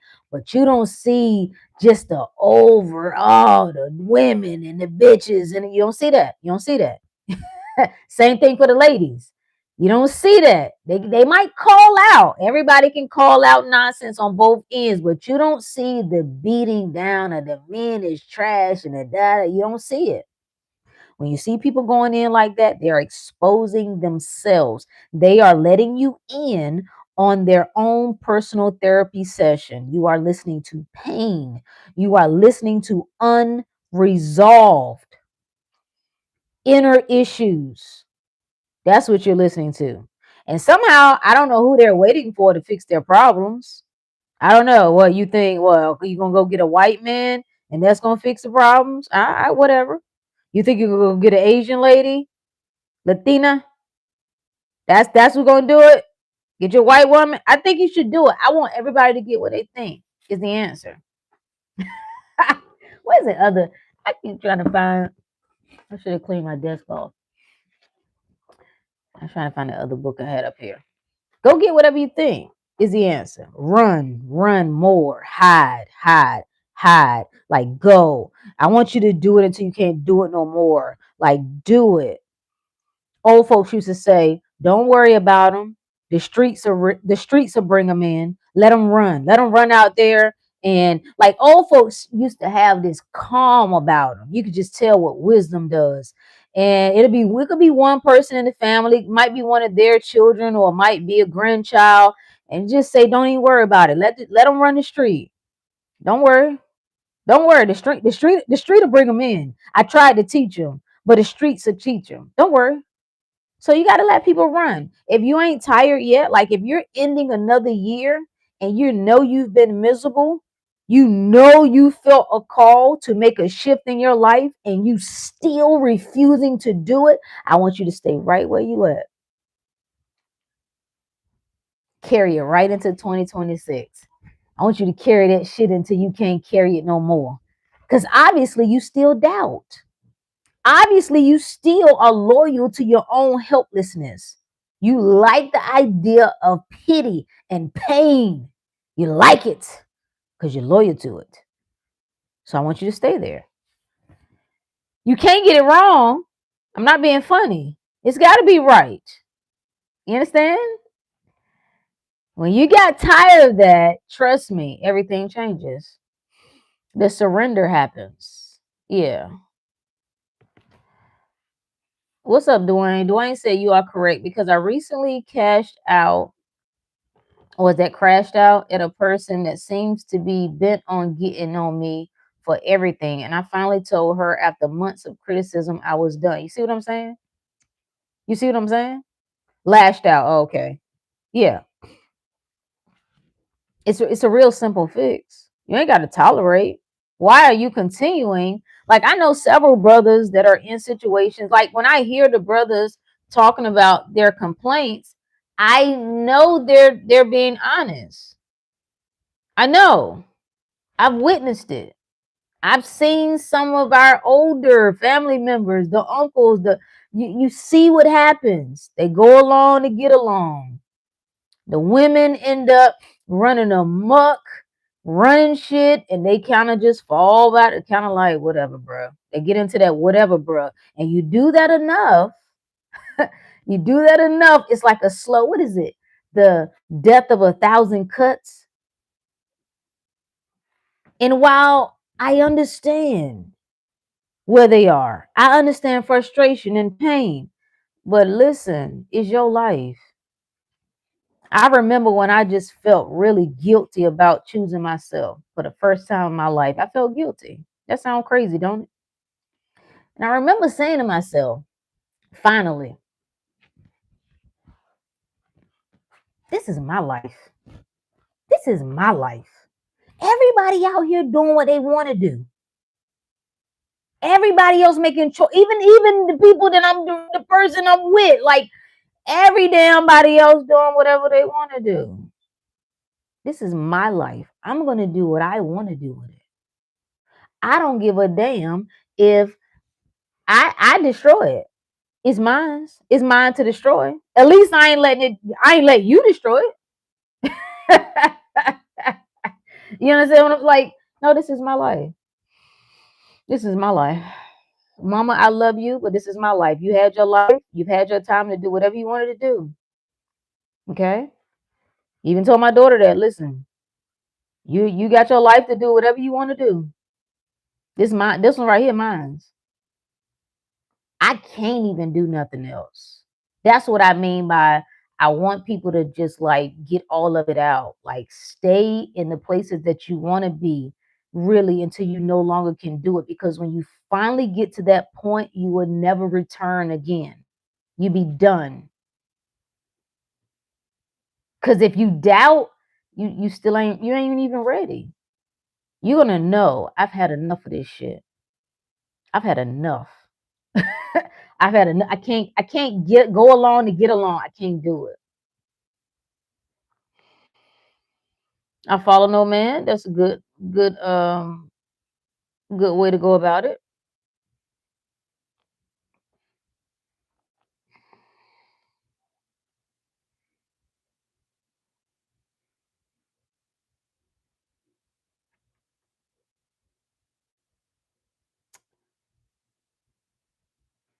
Okay, I don't know. People's entitlement to your energy be crazy. Yeah, but do people have more power over that than you do? I think we always got to reel it back to ourselves. Like, all right, that if I feel like people are taking advantage of me, people like to, because I figured that out. I'm like, I see why people. I see what I do for people. I'm like, yo, these motherfuckers feed off of me. However, I can never be a victim. So that tells me I must be allowing it. Nobody can do nothing without my consent. So I'm like, oh, I must be allowing this. I have to be allowing this. Like, I'm really allowing people to use me as a battery. Oh my God. No. Yes, actually. Now what? Now what? Now what are we going to do about it? So, yeah, it was my fault that made them comfortable. Yeah, sometimes we don't know. Sometimes we don't realize that's what's happening. But yeah, it always comes back to um what I'm allowing. I'm not making excuses. Like, what am I really allowing? Nobody can just take my energy and do anything with it. Like, I gotta let you in.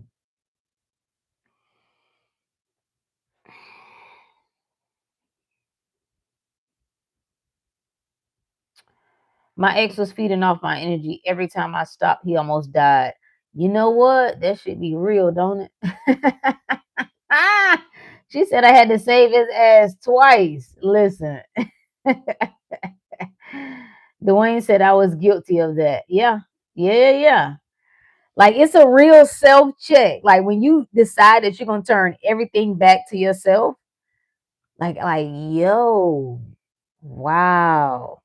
And it also showed me why I was depleted, like why I felt like I was dying.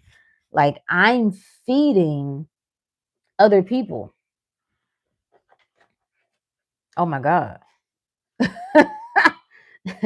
I'm feeding other people. What's the course of correction right now? Because if anybody around you, like when I see people say, yeah, I'm dealing with XYZ, these people take me for granted. They don't appreciate this, that, the other. People are only reflections of you. You take you for granted. You don't value your own energy. You don't see you in your highest light. These people are reflecting how you see yourself. And it becomes a boundary. You don't have any standards in your life. Uh oh. Uh oh. Merry Christmas. Uh oh. Where do we go from here? What do you do with that? Because I think it's easy for us to come and have these conversations and start pointing to the other people. Like, we can do that. We can point to, what's the word that everybody, I hate that word. Narcissists. They be gaslighting me. They just this and that. Okay. All right. Got it. What role do you play in that? What role do you play? And why are you allowing it?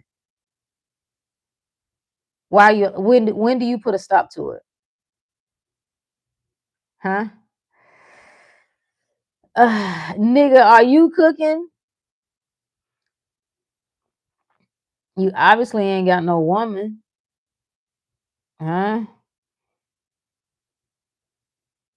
Nicholas said, I'm a narcissist. I guess. I know. Aren't we all? I don't know.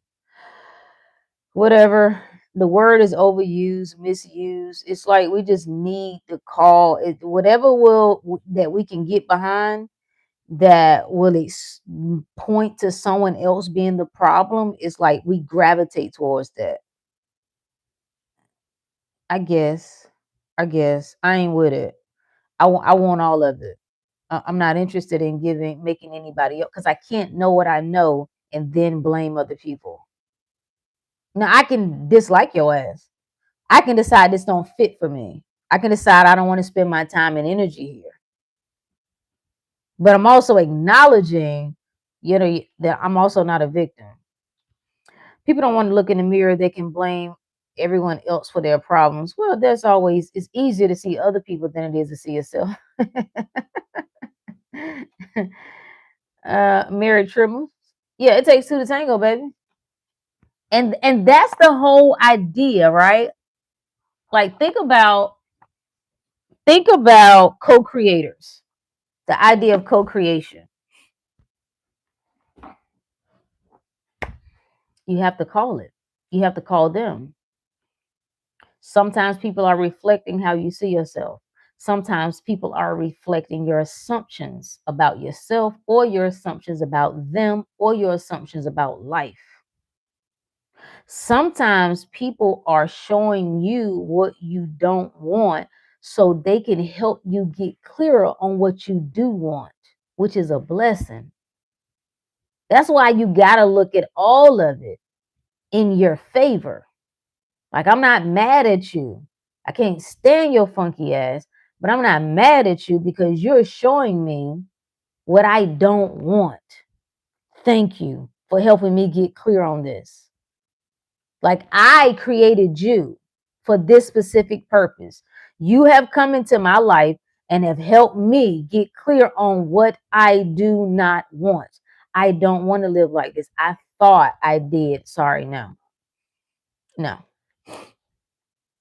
Sometimes you call that person to help rise. Like, it's that part of you. Like, you could call an asshole into your life just to draw that power up in you, where you no longer allow people to walk over you, where you no longer allow people to misuse you. That's what that person can help birth in you. So it's still in your favor. No, bingo, it is. Yeah, it's better when they show me what I don't want. Yeah. Favorite Bible verse? Man, that's a tough one. That's a tough one. I don't know. I cannot. One. Oh man, I don't know. I had to think about that. That's a good one. Maybe I can narrow it down to a top three. Maybe. Um, I tell you some of the ones that I've recently. Oh, this is a good one. I'm glad you brought it up. Grab your Bibles and go with me. Romans 14:5. You know what it says? One man esteemeth one day above another. Another esteemeth every day alike. Let every man be fully persuaded in his own mind. What that mean? So one man puts one day above another. Let's go literal with it. Some people think Sunday is the holy day. Some people think Saturday is the holy day. Then it goes on to say, another person look at every day as the same. Every day is a holy same. It is a holy day. Let every man be fully persuaded in his own mind. It's telling you to define life for yourself because it's whatever you say it is. Now we can take a step further. We can let's take it all the way metaphysically. Man represents manifestation. Your thoughts are manifestations. One, you can look at one thought as greater than another. You can look at one thought as worse than another, right? One circumstance as worse than another. One circumstance is better than another. Or you can look at it all the same. However, whatever you do, be fully persuaded in your own mind. I love that because it's saying you are the authority. You are determining. You give meaning to everything. It's your reaction to all of life. That's what we initially read, that's what it's saying to you. Do you think you're stuck? If you're fully persuaded in your own mind, that's what you are. If do you think you're free? Do you think you're loved? Do you think you're abundant? It's whatever you say it is. Do you think your circumstances say to you that you're powerless? And so you are. It don't matter whether you want the power or not, you got it. It's just a matter of how you're using it. We take compliments and donations. Yeah, go on and bring them. We appreciate it. Appreciate you, Demetrius. The mods on your ass, okay? The mods, they run a tight ship, okay?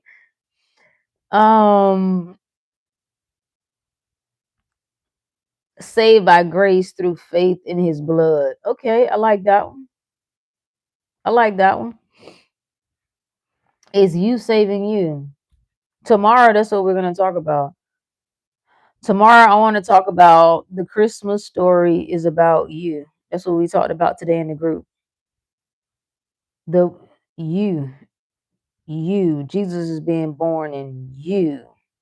You are the Virgin Mary. The seed drops in you without any assistance from any other person. That's what makes you the virgin. The idea comes to you without any intervention from anybody else. The dream comes to you. The nudge comes to you. Yeah, that thing that you got that you can't really explain, that it's been pulling at you. Who gave you that?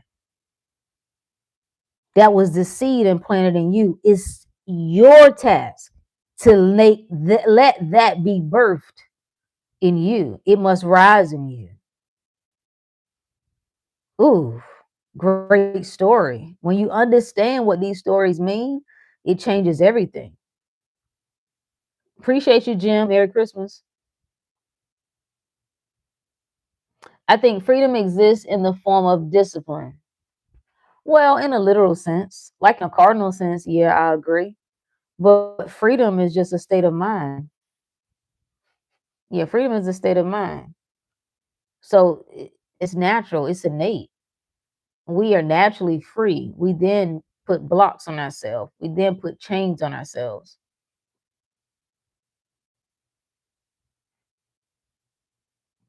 Have I heard of what is that, chata? I don't think so. And it is such so also as such and so unto you. I think I know. I think I've heard that one. Hey, Emilio, what time is it there? How do you go about persisting despite the 3D reflecting it's not there? Hey, Brooke, I like the question.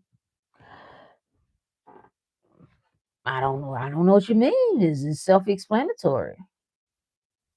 You literally are just confirming to yourself that you know the truth. You're confirming to yourself that life has to move, that everything I'm seeing is a reflection of me. I'm now aware of the full picture. I'm seeing what I don't want.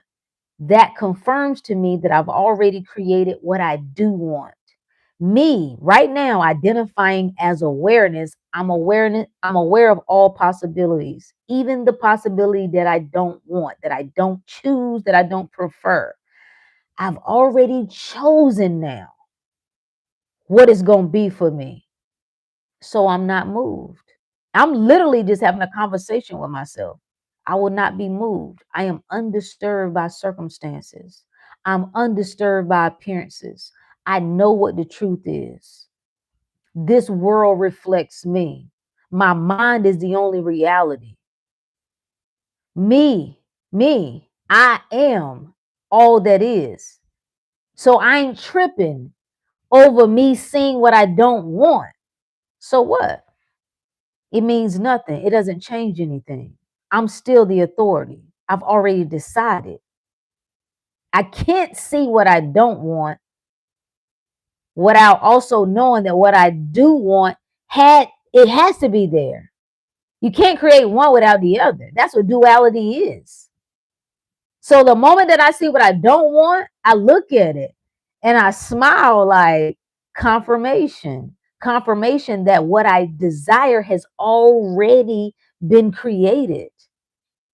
Now, you can start to tell yourself whatever stories help keep you in that state of mind. You can say, I'm watching the old pass away. You can tell yourself that this is the residue.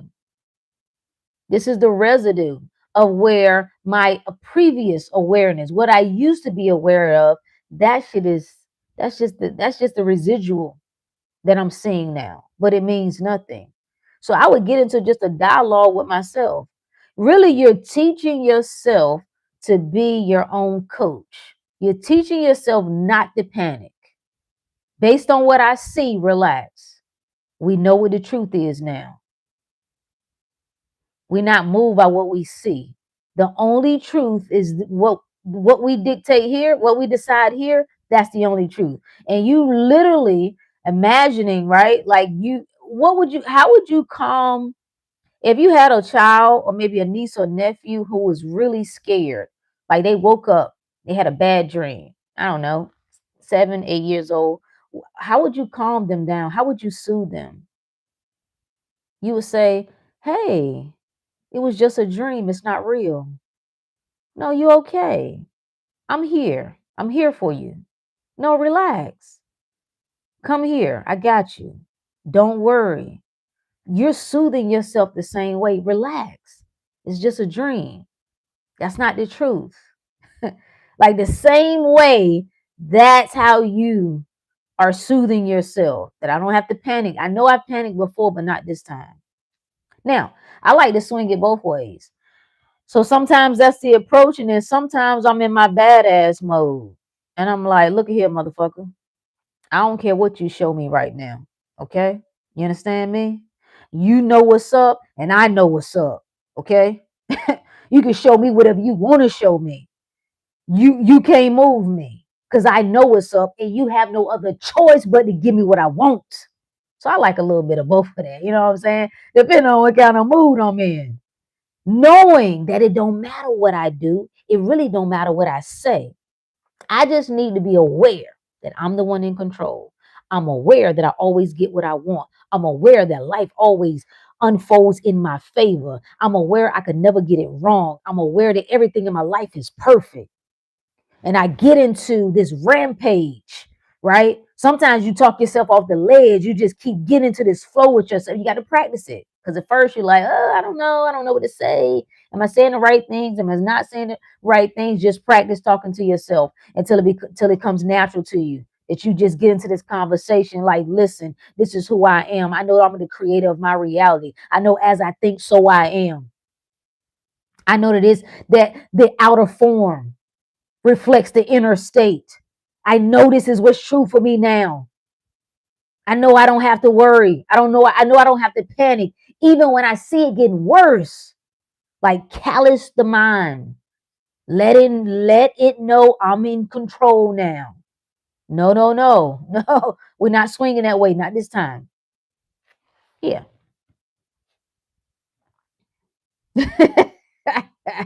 I just got up. It's 7:30 a.m. in Spain. Shout out to Spain.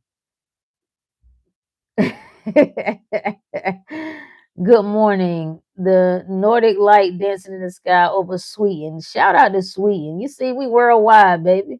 We worldwide. That's what I told y'all I heard in my meditation. It said, Root the Great, the world would know your name. And I said, no, thank you. I got to running. I was like, no, I don't want all that. No thing. You see how we run? You think the little stuff that you feel confident about, that ain't even the good shit. When the good shit hit you, it's gonna shake you. Like when you really see like just a glimpse of your full potential, woo, it'll have you shaking in your boots. Are you gonna say yes to that? Are you really gonna say yes? That I'm the one? Show me how good it can get. I want to see exactly how far I can go. I want to see exactly what I'm made of. You sure? You sure? People say they want love. You sure? What you gonna do? What you gonna do when you have that love encounter and it take you to heaven?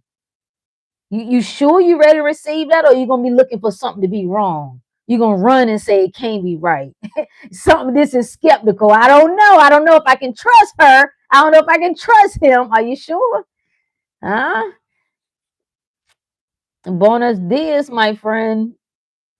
First time ice skating, I did well, but only started messing up when I thought about messing up. You see, there you go. That's exactly how it works. That's exactly how it works. Great demonstration too, illustration rather. Oh, what did I do?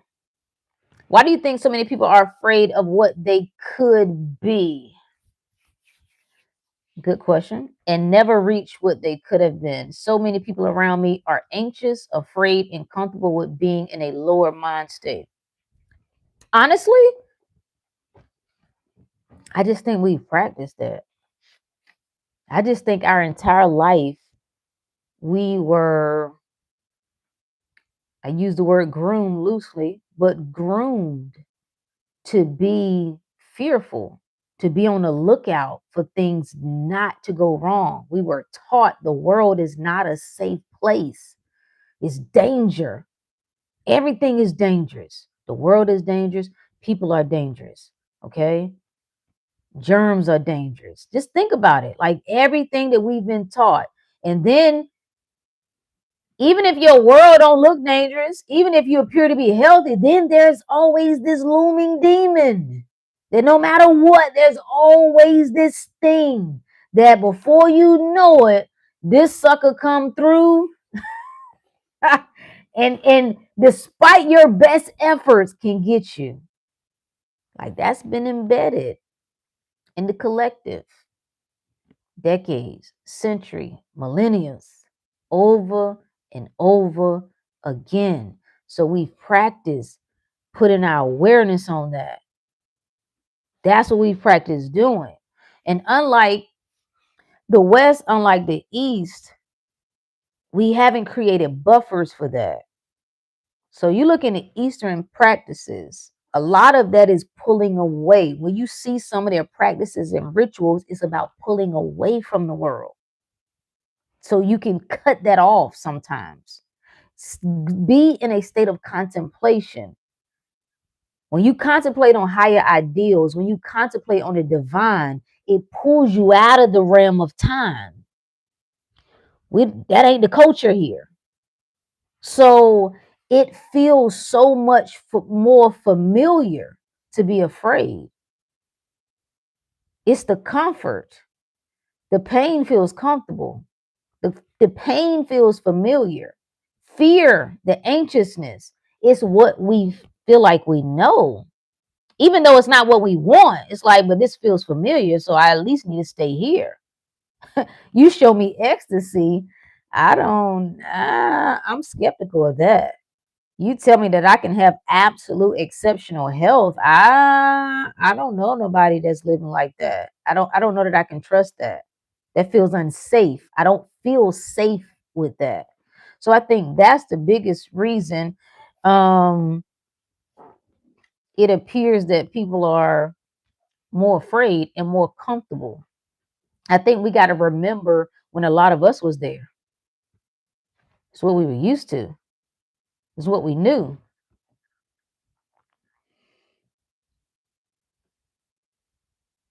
I'm not moved by circumstances. Facts. Sometimes I forget that's what the crucifixion really is. Yes, yes, yes. Letting the old state die and not identifying with it. Facts. Facts. That's how you have to decide to go vertical. At a certain point, the cross, certain point, you have to decide to go vertical. I gotta leave. And you will find out how loyal you are. You might think, oh, it's nothing. Like, I'm done with this shit. Like, this old world, the way I used to, good. I love that. I love that approach. Test it out and see though. Because if you're not loyal to it, it should be very simple to do. When you start making excuses, when you start still trying to fight for those limitations, you find out, damn, I seem to like this a little bit. Oops.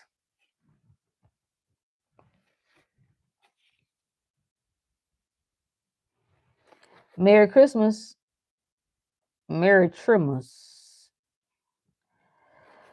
I sound like I could be your therapist. You're your therapist. You are your best therapist. Shout out to Afghanistan. I'm getting drained consciously manifesting, but I know what I want. But I know I want the change I desire. Okay, then stop consciously manifesting. I know that sounds crazy, but I like when people get to that point. That's a very great place to be in when you feel tired. I done all the shits. I done did all the manifestation. I mean, not manifestations, all the meditations. I done affirmed. I done did the vision board. I done did visualizing. Visualization. I done did all of that. I'm tired. Great. So stop doing it all. See how you feel with doing nothing. That's the stillness. Can you be in a state of knowing when you don't do nothing and still feel okay? Stillness. I just know I done all I can do. That's really like a good demonstration of let go, let God. You done all of what you thought you needed to do. You done focus your mind. You done started writing, journaling, scripting. You've got your little images. You may have an altar. All that's great. I'm not against any of it, whatever suits your fancy. But once you get to the point where I'm tired, see, this is when people find me. When you done did all the shits. You did all the shits. And you like, man, I'm sick of this shit. Okay. It seems like it's a lot of work. Okay. And I don't see shit moving. I know what I want, but I don't, good. Let go. Let go. Rest in yourself and knowing that it's done. Is that good enough? What comes up for you? Because I felt that, I think it was this weekend. I woke up and it was like my mind was blank. And a lot of times when I wake up, it's like a tape recorder is going and it just be shooting off. Like, because I spend a lot of time consciously speaking to myself and affirming. This shit just be on autopilot, like whoop the great, the best whoever did it. Like that shit be playing when I wake up. Okay, no one is better. Okay, no one can touch her. She gets whatever she wants. Whatever she say is law. Like, but I woke up, I think it was Saturday, it might have been, and I didn't hear anything. It was just still. It's like everything just went silent. And I, for a second, felt the urge to do something, like to say something, to put something there. But then the larger part of me was like, why? There ain't nothing else to say. There's nothing to say. I was like, okay. Like, why does that give you agitation? Is that right there, that stillness agitates us because it feel like we should be doing something. Like I gotta be doing. Why can't it just be that it's done? That's really the Sabbath. That's the Passover, right? When shit gets still, when you're passing over from one state of mind to the other, that's really what the Bible is describing. Alchemist said all the freaks donate. What's going on? I don't know what's happening in the chat. Shout out to the mods.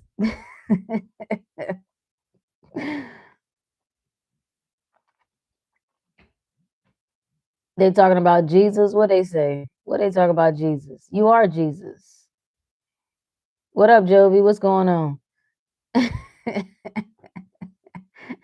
The mods, if you coming in, the mods got a low tolerance right now. Okay, they slicing and dicing.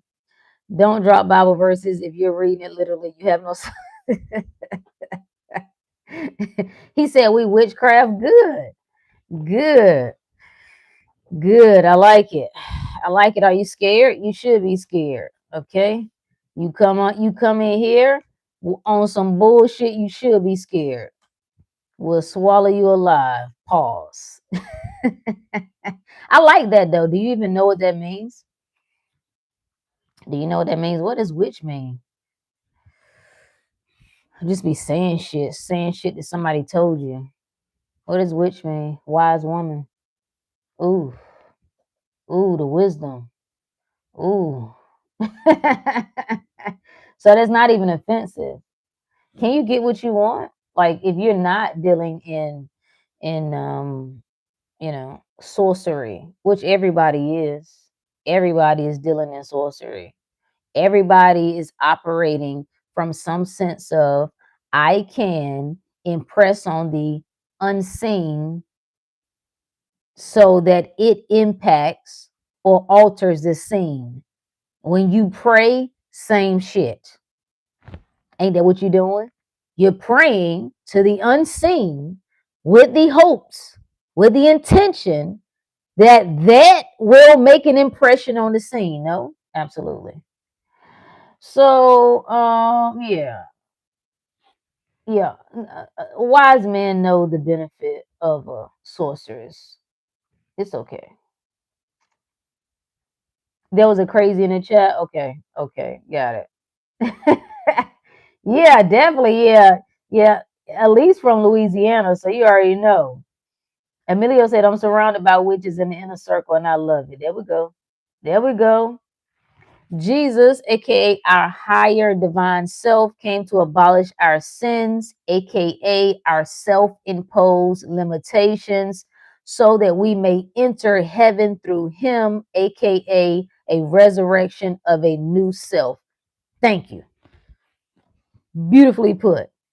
That's it. That's all we're dealing with. If you're waiting on some man to save you, like, I don't know what to tell you. I don't even know how you rolled up over here. I think, well, if you rode up over here, obviously you're ready to push beyond that message. Obviously, you're ready to evolve beyond that. You don't just stumble on Root the Great for no reason. You're interested in still lying to yourself, and I guess that's fine. Play the game, play the game. But whenever you're ready, you're gonna have to put that down. Yeah, you got to. You're gonna have to go through the dark to get to the light. That's how that works.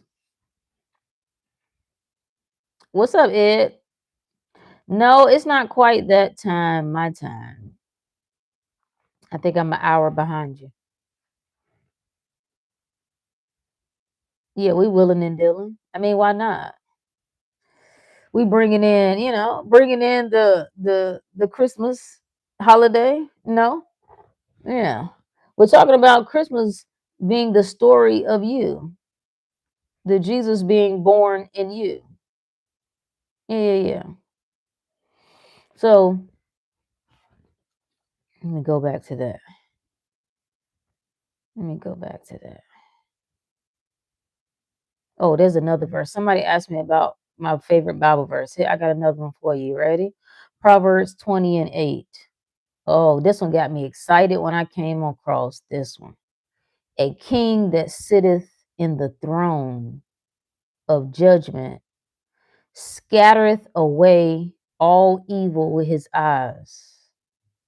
See, did you see how it said a king that sitteth in the throne? It didn't say on the throne. In. In. Everything that we do is in. We're looking inward. We're going to the root of it, the heart of the matter. I sit in the throne. And I scatter all evil. I have to do that. You have to do that. You're required. So if all you see is evil, that's your own fault.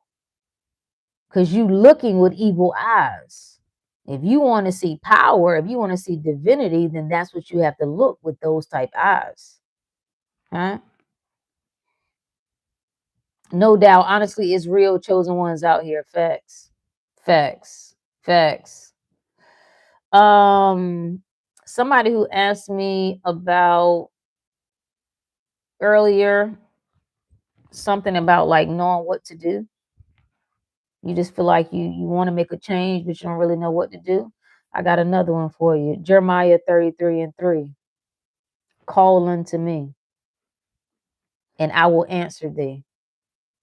Call unto me. And as you call unto yourself, making the petition known. See, your heart is already doing the calling anyway, so you really don't have to worry. It goes on to say, and I will show you great and mighty things, which thou knowest not. And that thou is talking about this limited mind sometimes just don't, you can't assess things logically. You can't assess things logically.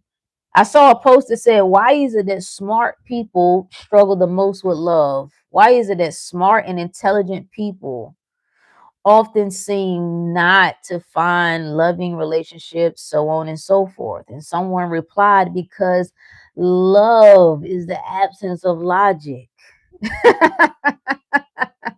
You think you're gonna make sense of it? No, ma'am. No, ma'am. No, sir. Not gonna happen. And so you're gonna sit there and try to make it make sense in your life. No, it's telling you that when you call unto me, higher mind, higher awareness, I will answer you. I will show you the greatest of the great. I will show you what your limited perspective is not fully aware of. Bars. Everyone wants to go to heaven, but no one wants to die. Honestly, I don't blame them. I'm scared of dying too. Why?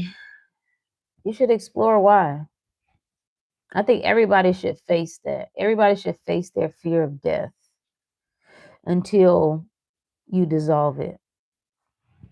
All I know is what I know. The other side is unknown and scary, but exciting. Yeah, I will face it. Like, what is it about that makes me afraid? And I think when you experience enough deaths while you've been alive, to me, it helps to release all that fear. It's like, yo, if you ever died while you was alive, good gosh. Like, because here's the thing. This is how I look at death. I think about when I sleep, right? I think about, okay, I get into bed tonight and I go to sleep. And I just don't wake up. That's death. Nothing more to it. I'm off. The same way I'm off in my dreams, when I close my eyes, technically you're dead. I mean, you're not dead, but you're dead to this world. So if you literally just stayed in that, in a permanent state, that's all it is. Doesn't matter. Your attention, your focus and awareness on this physical experience just shifts back to the ethers. Period. If your consciousness is high, you have nothing to fear about death. No, you don't. And here's the thing about death. And I know, then we get into talking that talk. Who told you had to die anyway? Who said that? Who said that we had to die? No, that's just how it works. You know what I'm saying? The body get old. Who said the body had to get old? No, I'm just saying you just look. I mean, that's what happens. It's a cycle of life. Who said that though? Who said that? Who said it? Who told you that? Like, how you know? How you know? Let me see something. Let me look up something right quick. Because we make sense of one thing, but then we don't make sense of other things, right? Because even if you was to do what people call get old, who decides what number is old? Is it 60? Is it 70? Is it 80? Is it 100? Who decided what the cutoff is? See, we have to come into an agreement with these concepts. These are ideals. These are concepts. These are theories. We have to. You have to come into agreement and say yes. But you could say no. I don't know how old I am. It's a piece of paper that told me when I was born. I don't know if that's the truth. I have no way of verifying that. I was a little baby, so I don't know. I just know what the paper says. Somebody could, if I woke up tomorrow and I lost all memory and I didn't even know how old I was, what would change then? Huh? So who's to say that I have to die? Who's to say that I can't live until I'm 500? Who's to say? You see what I'm saying here? Like, it depends on how you want to play this game. I haven't decided if I'm gonna die yet. I haven't decided. I haven't decided. Mm, we'll see. Death is scared of me. There we go. Merry Christmas, Dion. I believe death is actually entering life in the eternal. Okay. With the source, and it leads to life everlasting. See, here's where like sometimes I be wondering when it comes even to the church and the Bible. If the good book says the wages of sin is death, if sin is error in thinking, if sin is when I am of the mind that I'm limited, that I'm powerless, that I lack something, that's when I sin. So if the wages of sin is death, so if I stop sinning by no longer living in that state of mind, then what? This channel depression? nah, nah, you came in with that. Don't give us that, nigga. Nah, that's your ass. That's your ass.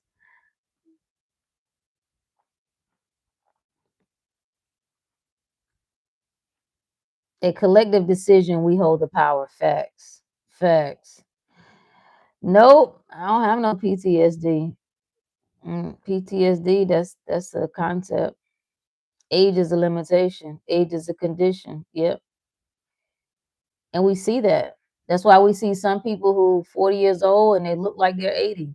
We see some people who are 80 years old and they look like they're 40. I meant more so death in a changing of self. Oh, okay, got it. Got you. That's why Prince said he doesn't celebrate birthdays. Yeah. That's why I stopped for a long time. Like for like 10 years. I just stopped. It didn't have a positive meaning to it. And I said, until I can rewrite this in my favor, I'm not gonna play this game of now it wouldn't bother me now to do it because I know what I mean. But beyond that, yeah, it doesn't matter. Tell your mama to go to bed.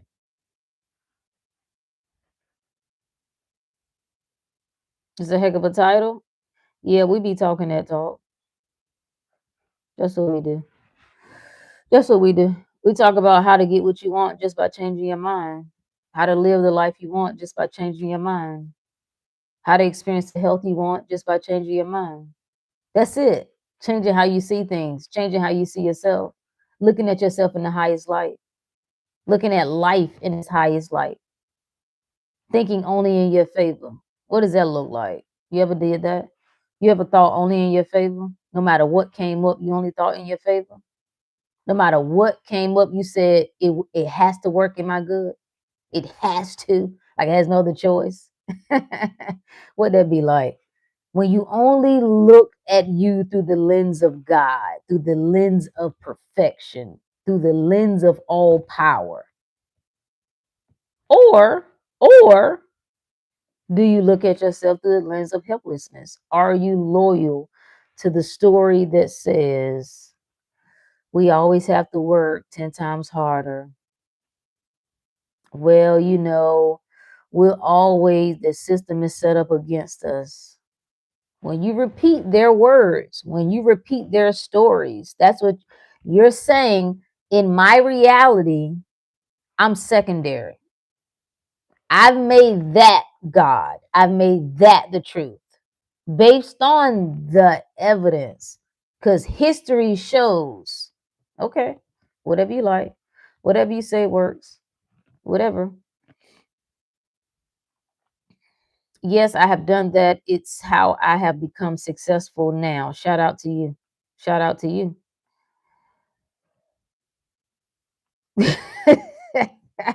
Alchemist says she casting spells on on the bitch asses. Hey, I can't help you. And you come in here showing your ass. I can't help you. You belong to us. That's the rules. So you better keep scrolling. Yeah. What does that look like? I think that's the question for everybody. As we end one calendar year and shift into the other. You know, when you really have gone deaf to this world, the day you can't even feel the days anymore. You can't feel the holidays. You can't feel what other people say should mean something to you. You no longer connect with it. And that really is disruptive to a lot of people because, again, that identity is dying. That's the ego death. You have to create new. You have to like you got to put a new identity in place. This is how I now see life. This is now how I now see the world. Or else you're gonna drive yourself crazy. Ask me how I know. Ask me how I know. It's supposed to feel disruptive. It's supposed to feel like you can't feel the ground. Like everything is collapsing around you. And the crazy part about it is when you go through these experiences, don't nobody know but you. Everybody else around you just like, yeah, hey, hey, mom, you want to go to the movies? Hey, you want to do like everybody is in the same routine and you are literally drowning and nobody knows but you. Ain't that something? Nobody knows but you. And we don't say that from a place of pity. We don't need nobody feeling sorry for us because this is yours. Like, take these moments, like, this is your personal experience. It's unique to you, it's a gift to you. It's a gift that it ain't for nobody else. I don't need nobody else in because, first of all, they're going to clutter it. They're going to come in with their limited perspective. They're going to come in trying to fix shit. Oh, well, talk to me. Well, tell me what's going on. You can't help me anyway. If I tell you what's going on, you can't help me. You're not going to get it. You don't like, you can't relate. Leave me alone. That's how you can help me. You know how they always like, you have to check on your strong friend. Let me tell you something. If you want to piss me off, then try to come and check on me. No, stay out of my way. That's how you help me. Stay out of my way, okay? Don't check on me, don't call me. You never have to worry about it. Let me go on record. There would never be a story that, oh my God, somebody didn't check on Rook and now she just offed herself. Never, never, never, never, never. No, ma'am. No, ma'am. No, ma'am. No, sir. No. So, no, you don't have to check on me because I'm fine. I'm good. I'm tapped in and I'm turned on. I know too much. I've seen too much. I know how the game works. And that's not for everybody, and that's okay. That doesn't make me better. That doesn't make somebody else worse. It's just what it is. Alchemist said, that's why I joined the inner circle. Shout out to Alchemist. You got to stop trusting family, friends, and start trusting yourself. That voice inside, it got to get louder than anybody else's voice. Facts. Facts. What's up, Mr. Big Shot?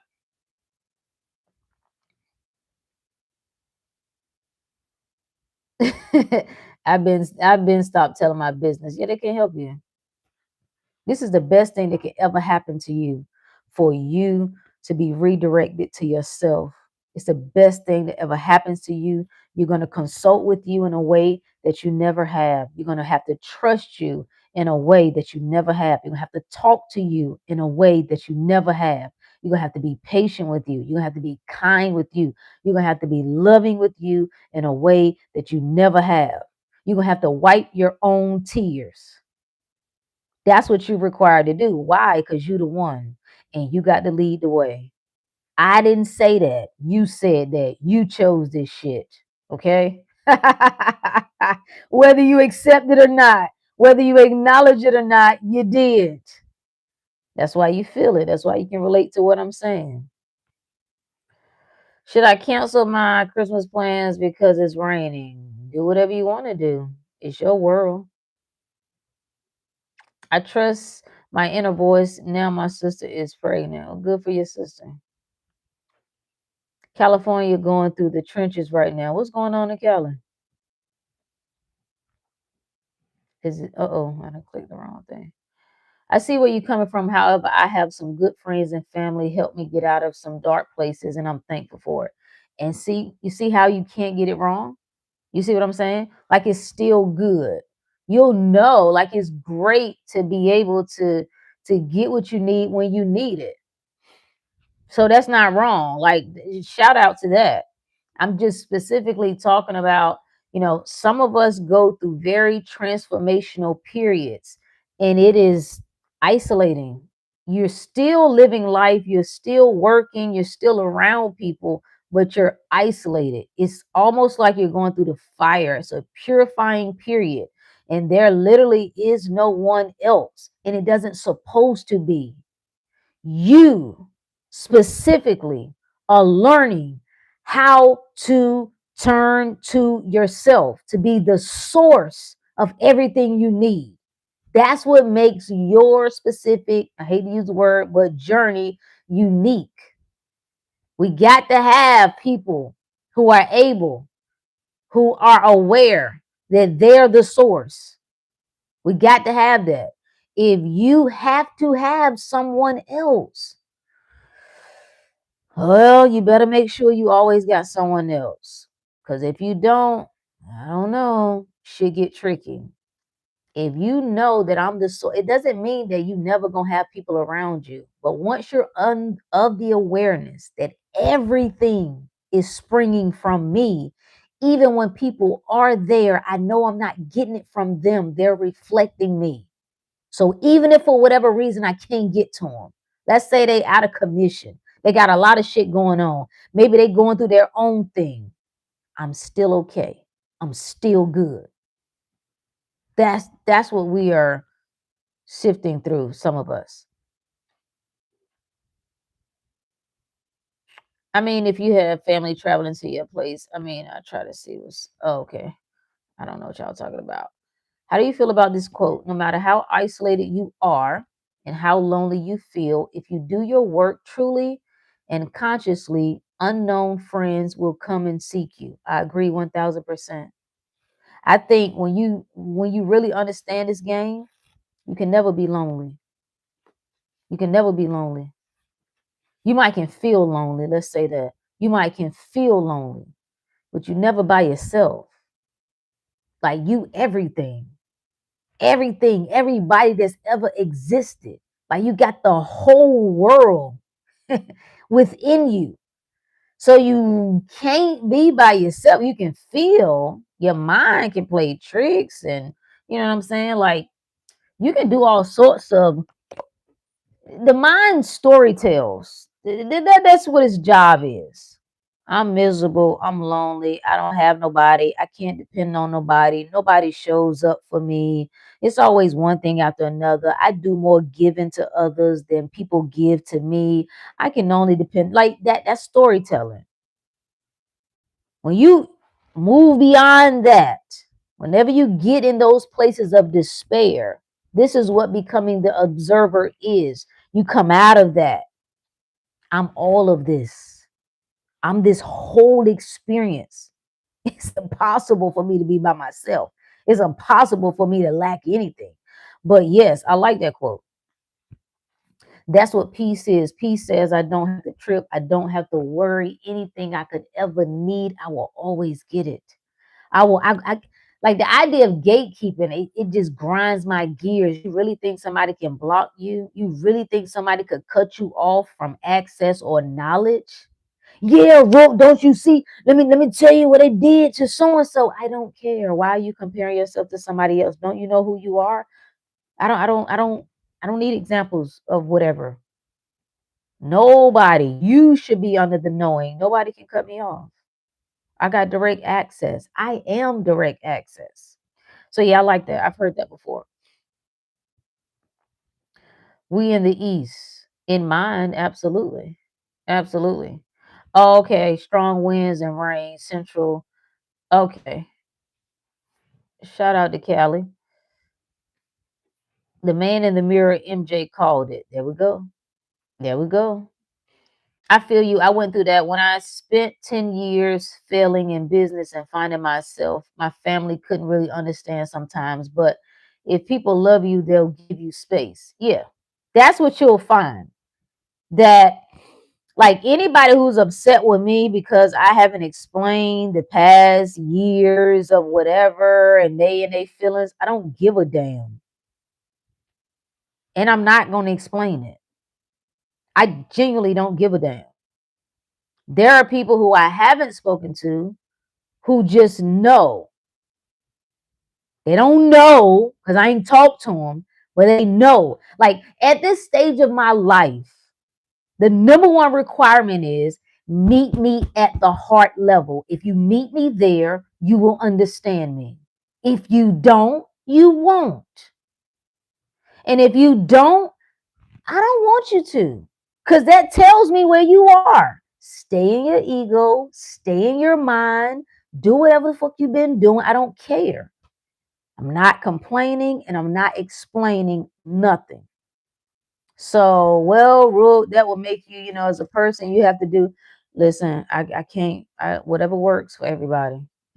That's all I can tell you. Whatever works. I know a lot of people who should be doing really great things, and they have dedicated a tremendous amount of energy to constantly trying to overcompensate and explain things to people and don't want nobody to misunderstand them, don't want anybody to take this out of, I don't want them to take this out of get this, get it the wrong way. And you're wasting, I hate to use that word, but you're misusing energy. And you just why?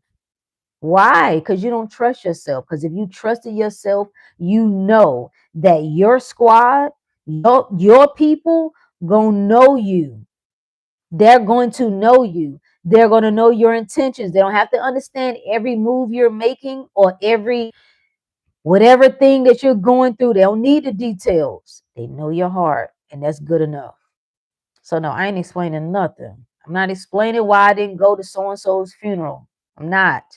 I don't care what you think about it. Or you should have went and showed your respect. No, you should have went and showed your respect. That's how you show your respect. That ain't how I show mine.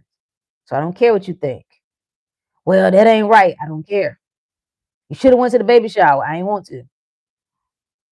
I was busy. Like, and again, I'm not saying you should do this. Every person got to figure out what's best for them. I'm saying for this is how I know I'm called to do certain things because I don't have those hangups no more. I will walk. I will put up a middle finger. And people who can't, they struggle. Like they gotta play that game. I don't have to play that game. I know what I'm here to do. I'm very clear on that now. Took me a little while, but I got it now. Alchemist said, never felt lonely. I actually enjoy being alone. Same. Same. They won't leave you. I think as people, we are meant to be together. I agree. I agree with that. Nothing feels better than good love, real friendship, and real relationships. I agree with that. I agree with that. And it's why I never tell people, I'm never telling people to follow me or to do what I'm doing. Never. I'm giving you an example of how to live life your own way on your own terms. You must define what your way is and what on your own terms means. No, don't follow me. I'm I got the backing for how I move here. I got the backing internally for what I do and why I do it. I got the context for it. So that's why I can do it. It might not work for you because it wouldn't make sense. So it might make you question whether you're doing the right thing. You might feel guilty if you don't go and see your mama, right, for Christmas. That might make you feel guilty. You might feel bad if you don't go to your grandma's funeral. Like that might question what type of human you are. Like I don't have none of that. So I can move in different ways, which frees me up to go full throttle. I'm here for one reason.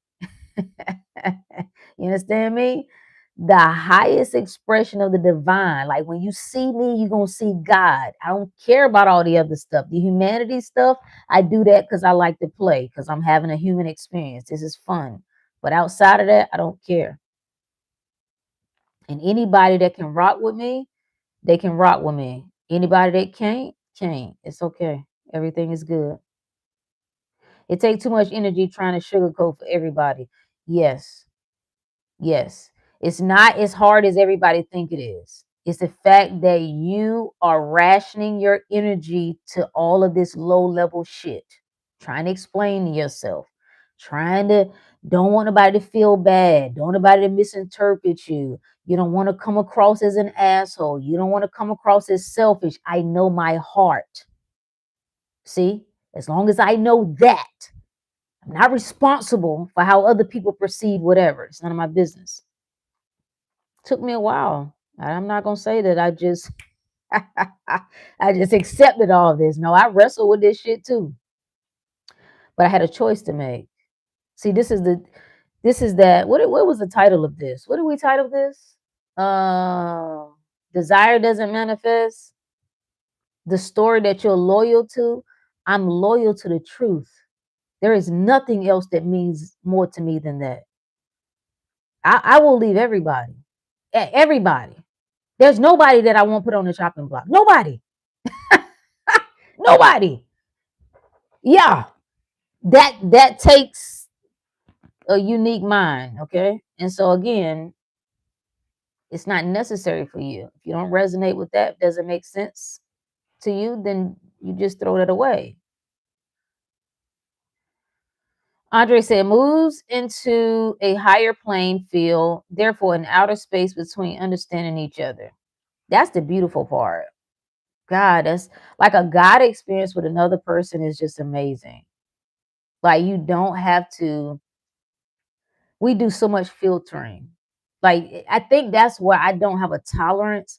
Like it's so much filtering. It's so much I gotta overthink how I say this because I don't want you to take it the wrong way. And then if I say it this way, are you gonna blow it out of control and have a meltdown? Then I got to deal with your emotions and your shit.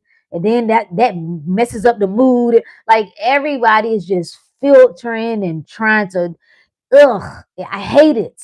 And I don't want to be a part of it. But when you are moving amongst like-minded, like, yo, you don't have to clarify everything for me. I know you because I know me. You understand? I see me in you. You see yourself in me. You know my heart. I know yours. Let's move. Boy, things happen when you get oof. You can you just feel that being in an environment like that, having circles like that, man. How old were you when you realized that you were something else? Mm. Damn, that's a good question. How old was I when I realized I was something else? I think it was the master year. I don't even know that I really know that I was something else then. Master year 33, the Jesus year. That was when I broke out of religion. I think that was a turning point. I don't know if I actually knew I was something else completely, but I knew the life as I knew it won't it. I knew that there was more. I knew something was wrong. I knew whatever path that I'd been on won't it. I knew, like I entered a dark place. Now I never went to no doctor, thank goodness. They probably would have tried to give me some drugs. but it felt equivalent to a nervous breakdown of sorts, where you lose all, how will we describe it? All relation with this world. Like, you don't know if you're going or you're coming. You don't know what's true or what's false. And you are going crazy in your head, and there's nobody that you can talk to about this. Like, I don't know what the fuck is going on. Like, what the fuck is going on? Like, I am going crazy. Right? Okay, something is wrong. I don't know. Like, this is all happening in the midst of your day to day life. You're still playing roles. You be a mama. You still taking care of stuff. All the while, you're losing your mind. Something is off. Something is not right. I don't know what is true and what is false. I don't know. My God, I don't know what's happening. So I think that was. I think that was the year. Manifestation ties with the soul from resonance in which you feel certain comfortable connections with each other. Yeah, I like that. I like that. Uh, why is it that when certain people say something, it's taken so personally, but someone else can say the same thing and it's received well or laughed off? Well, we're connected. Like, some people trigger us. We trigger some people. It's no different than our parents told us something over and over again. We didn't receive it. Went to the school, the teacher told us, and we act like they was the greatest thing since sliced bread. Like, oh my God, like, you ain't gonna believe what Mr. So and so told me. You ain't gonna believe what Coach so and so said. And it's almost like it's almost like it's some blocks of sorts, right? It's almost like, I think, let me speak from my end, right? How we perceive people, there are assumptions in place. So sometimes I assume that you don't know what you're talking about. I assume that you're not trustworthy. I assume that I don't value your opinion. I assume that you don't have good intentions. So what you say to me, I cannot receive. I just, no, it's a no for me. It's a no for me. Um, and I imagine that's the same in the opposite. And I think that's why it's important that everybody do what you're here to do, because you can reach some people that I can't reach, and I can reach some people that you can't reach. You may have a way with the words that pierce them in a way that I'm not able to do that. Some people are going to be turned off with my approach. Some people might be turned off with your approach. So I think that's why it's important that that we all got a place, that we all have a way to express that divine inspiration, wisdom, whatever you want to call it. Mm-mm-mm-mm. When were you initiated? When I decided. Your understanding is far too deep for a coincidence. No, there's no coincidence. No. How does one initiate themselves? The moment you decide. See, this is an internal game. Man can't initiate you. You can go through that process. There's nothing wrong with it. But that's internal. It's an internal transformation. That's what illumination is. It's the inner light that's coming on, inner consciousness, what the church refers to as the Christ. So I was initiated when I said yes. The moment that you change, the moment that you can see something, the moment that something gets your attention, that's what awareness is. When you give a pause, when you're going through life doing the do, and then one day you stop and you recognize, remember the Matrix, the woman in the red dress. The moment that you can see, that's it. That's it. And then you have to say yes to that. You have to say yes. See, there's a desire that's required, and then there's a willingness. Some people have the desire, they don't have the willingness. They start counting the costs. They start, is this too dark? It requires too much. Oh, you mean to tell me I can't still keep all these other things? I want to keep the old story and the new story. That access denied. I decided I'm willing to put down anything. That's what initiated me. I'm decided that I turn away from anything. That I put this flesh down. I put every label down, every title down, every role down. I would turn away from anything and anybody. I'd sacrifice it all. Even the things I love, even the people I love, the beliefs that I held so deeply. That's what initiated me. And that's why I never have to worry. I used to think about like, how much stuff do I want to share? You know, will people misuse and abuse, whatever? No, people going see that access gonna be denied anyway because people don't even have a heart for it. You gotta have a heart for this shit. And as long as you attach, I'm not attached to this flesh. And when someone talked about, I know he wasn't mentioning like physical death. I wanted to face that. I was like, I this makes me afraid. I want to come toe to toe with everything that makes me afraid. And ever since I told myself that, Lord have mercy. I've been doing it. Like, okay, now what about this? Like, damn, that makes me afraid. Like, I don't want to admit that, but it does. Okay, why? Why? And then we shifted. So, you know, I signed up for hell. Some people are not willing to sign up for hell. I signed up for it. And some people are already in hell, unbeknownst to them. But I signed up for it. I said, I want to see how far I can go. I said, take this vessel, take it.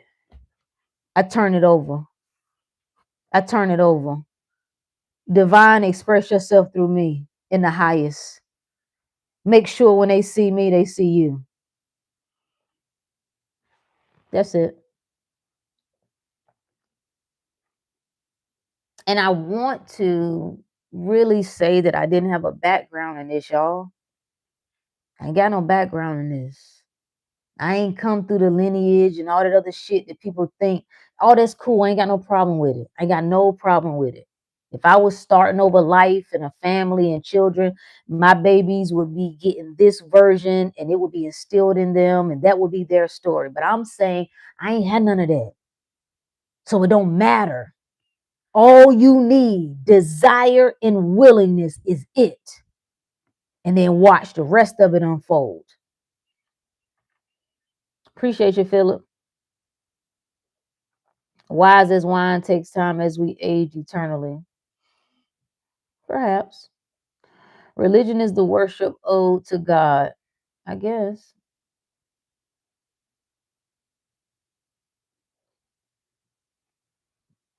Jesus said, he who seeks, let him not cease seeking until he finds. And when he finds, he will be troubled. And when he is troubled, he will be amazed. And he will reign over the all. What verse is that? Is that a translation? What version? What verse is that? And what translation is that?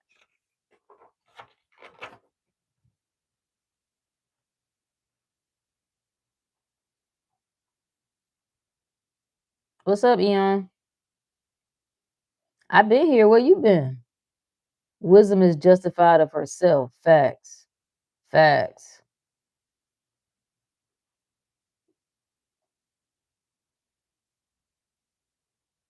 Merry Christmas, good people. Merry Christmas. You not from here, you just visiting. Facts. Facts.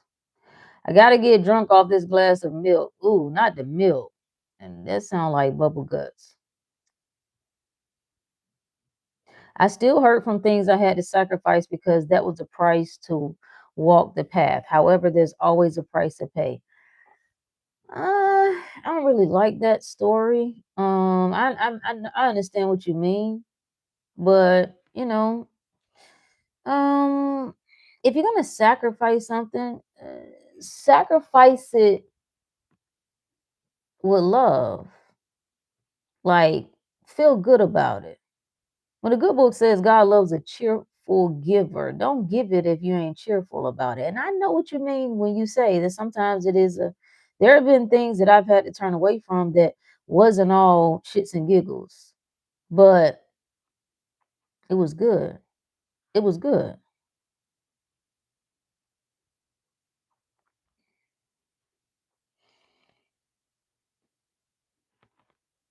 Right. Okay. I thought that was a translation. Yeah. Matthew. Yeah. Matthew 7:7.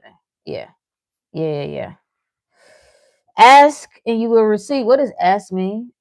What's the etymology of ask? Desire. Desire. Some people think it means like you actually like asking someone. Who would you be asking? Who is there to ask? No, it's your desire.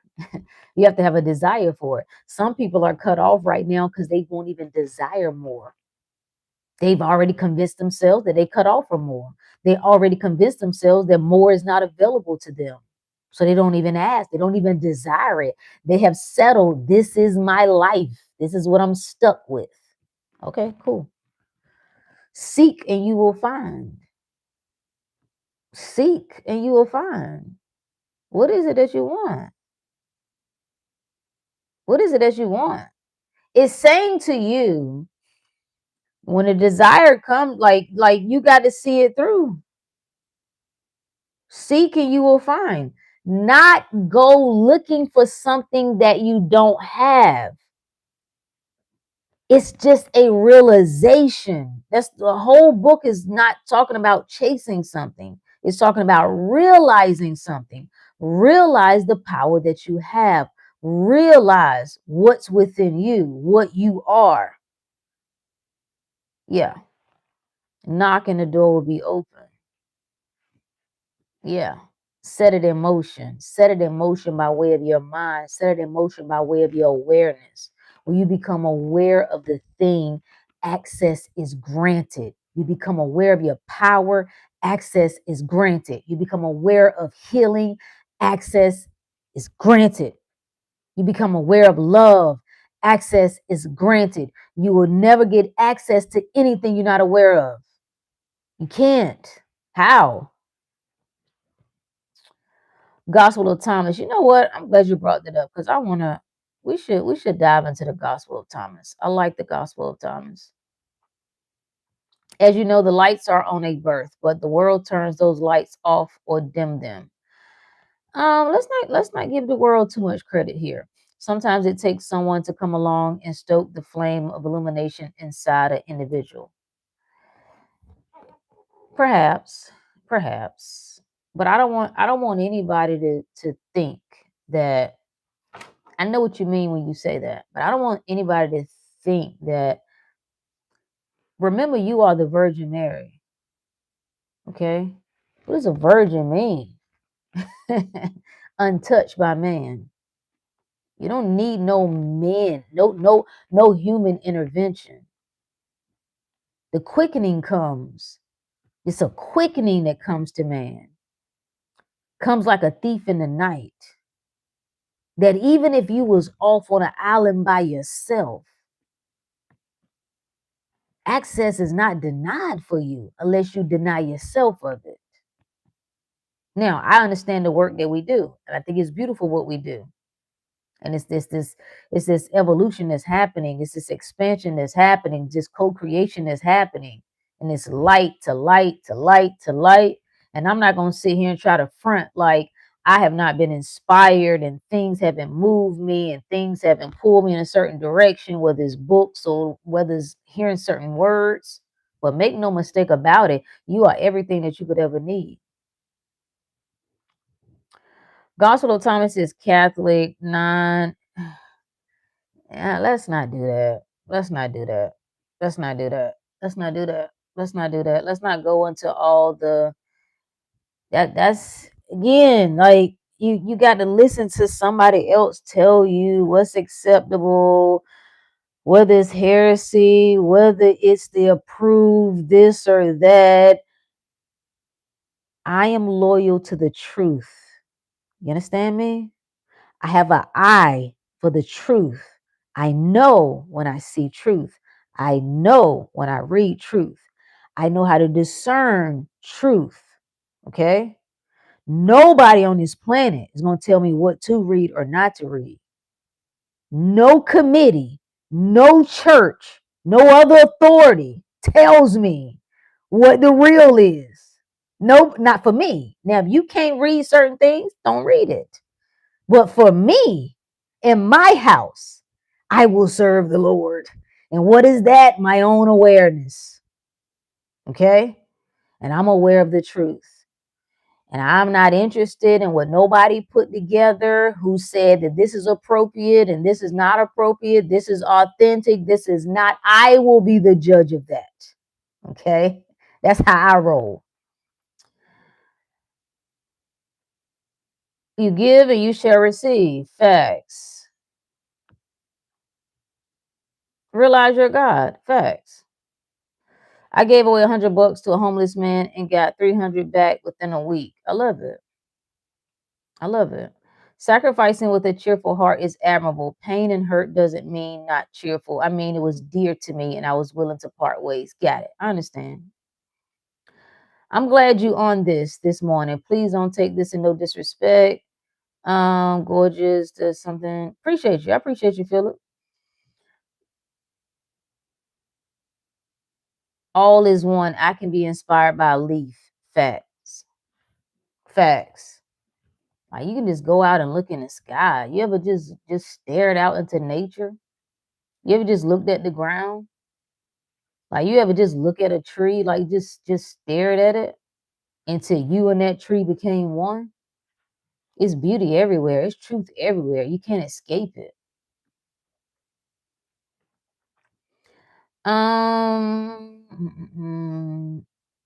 Okay, I know you touched on this before, how to walk on water like Jesus, but can you explain Peter walking on water after seeing Jesus? Oh, yeah. So what does Peter represent in the Bible? Faith. So all the disciples are represent the 12 mental powers or 12 mental faculties of man, right? So coming into the consciousness, right? Jesus represents that aspect of you that's all knowing. That aspect of you is all knowing. That's not doubting. So as the story unfolds, once we see Jesus walk, once we come into the awareness that we are all power, once we come into that awareness that we are not limited, that we're fully capable, we turn on the Peter within us. We turn that faith on. The faith is no longer shaky. The faith is no longer wavering, right? The faith is no longer moved by external appearances.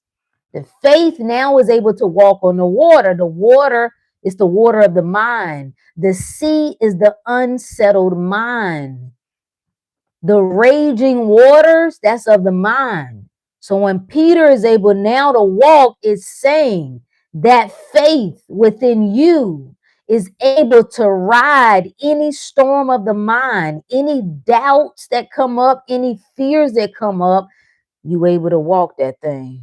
You right on that water.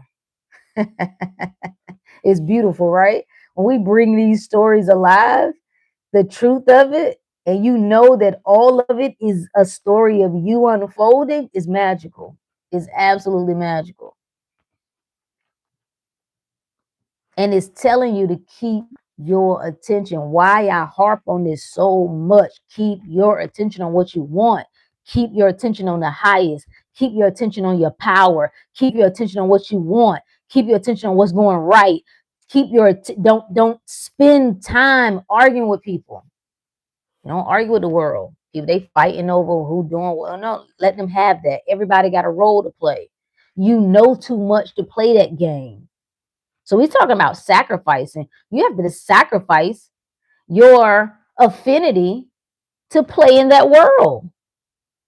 You have to sacrifice the habit that you have to think that that's the truth over there. You see what I'm saying?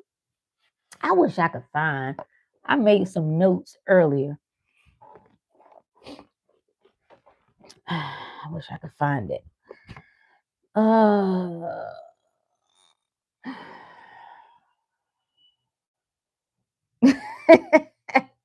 Appreciate you, Alchemist. In the eye of the storm lies unprecedented calamity through catastrophic catalyst in regards, a war cry, everlasting long benevolence. Okay, okay. You should go open up a church. Why? For what? For what? For what? I've opened up a church, the real church. The church is you. I don't think we need any more churches. I don't think we need that. Okay, Rook. I saying okay, Rook. Okay, Emilio. Appreciate you. Shout out to our mom Dukes. I love how Christians come trying to convince us when they brought their ass in here.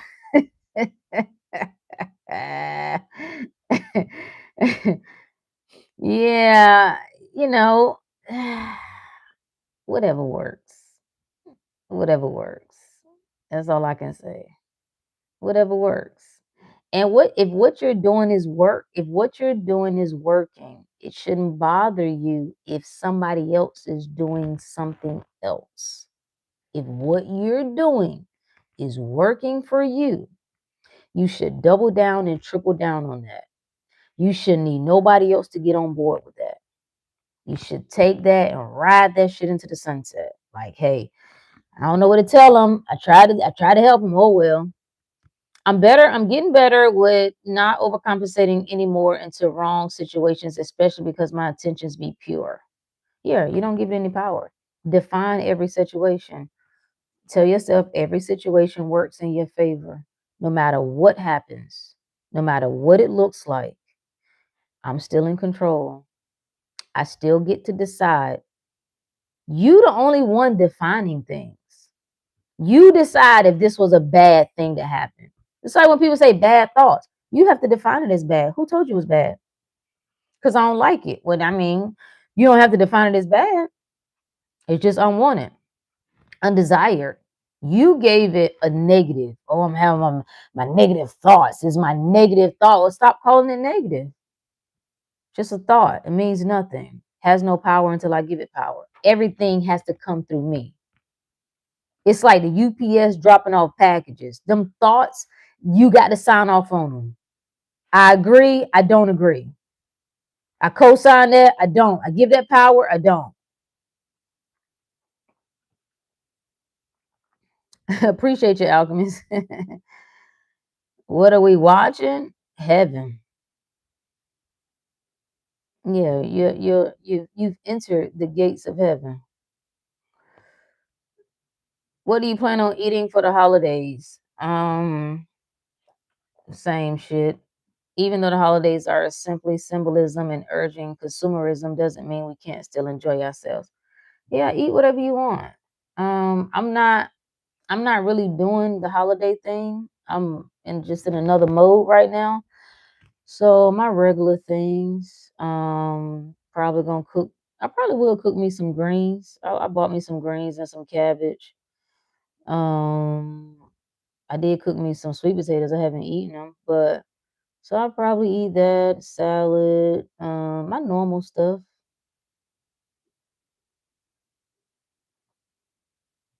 Yeah, gatekeep what you allow or don't want. Yeah, I'm either going to make everything good for me in my favor, I'm going to dismiss it completely.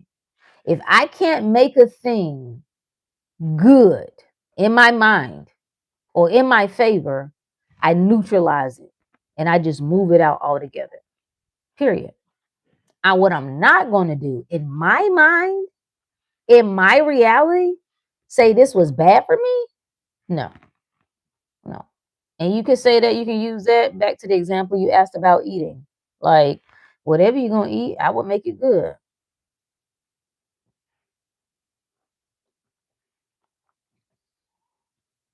No neck bones or turkey necks in the greens. Nah, I left that world. I don't even eat meat. So I am from the country. We did used to eat neck bones. So I've had neck bones before, but absolutely not. Absolutely not. Have no desire for that. Even if I was eating meat, I wouldn't be eating no more neck bones. No, too far. Too far. And you know what? And then when you think about it, it's not even a lot of meat in it. Like it's a lot of work to try to get the little meat out of the no, no, no. I haven't put meat in any grains in years. So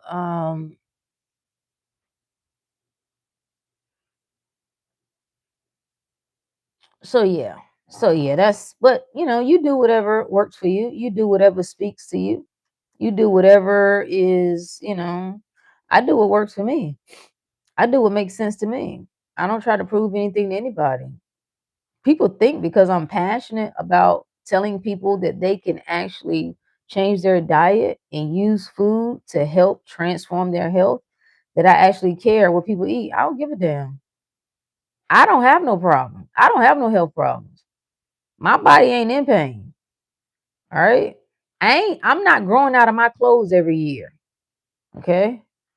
I so I don't care. Like, do you really think I care what you eat? I don't. I don't.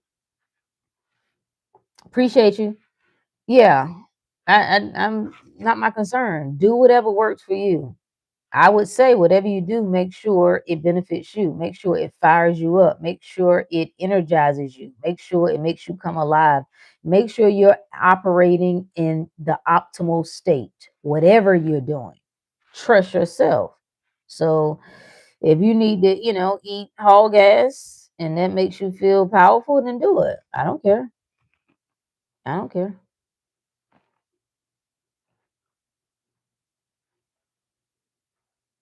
So anyway, thank you for coming to my TED Talk. Our topic was desire does not manifest. The story that you're loyal to manifests. So that's what I'll leave you. What story are you loyal to? Are you loyal to the story of you being all power or the story of you being helpless? The story of what happened to you in your childhood? The story of what your baby mama and your baby daddy, your ex-husband, your ex-wife did? The story of somebody that swindled you out of some money. Hey, Keita, I didn't know you were still in here. Like, which one? You're gonna have to choose. Some of us, I hate to frame it this way. The clock is ticking, and it ain't because I'm saying it. It's because you saying it. Like the clock is ticking. Which one is it gonna be? Which one is it gonna be? You must choose. Choose ye this day who you will serve. You in your power or you not? Or you over there, you gonna run with them other little niggas over there just complaining about the world. That's talking about the system that's set up against them. That's talking about racism. You can't play the racism game and be God at the same time. Sorry. Sorry. You cannot talk about it's because I'm a woman and be God at the same time. Sorry. No, ma'am. No, sir. No, ma'am. No, ma'am. You have to choose. You have to decide. Desire and willingness.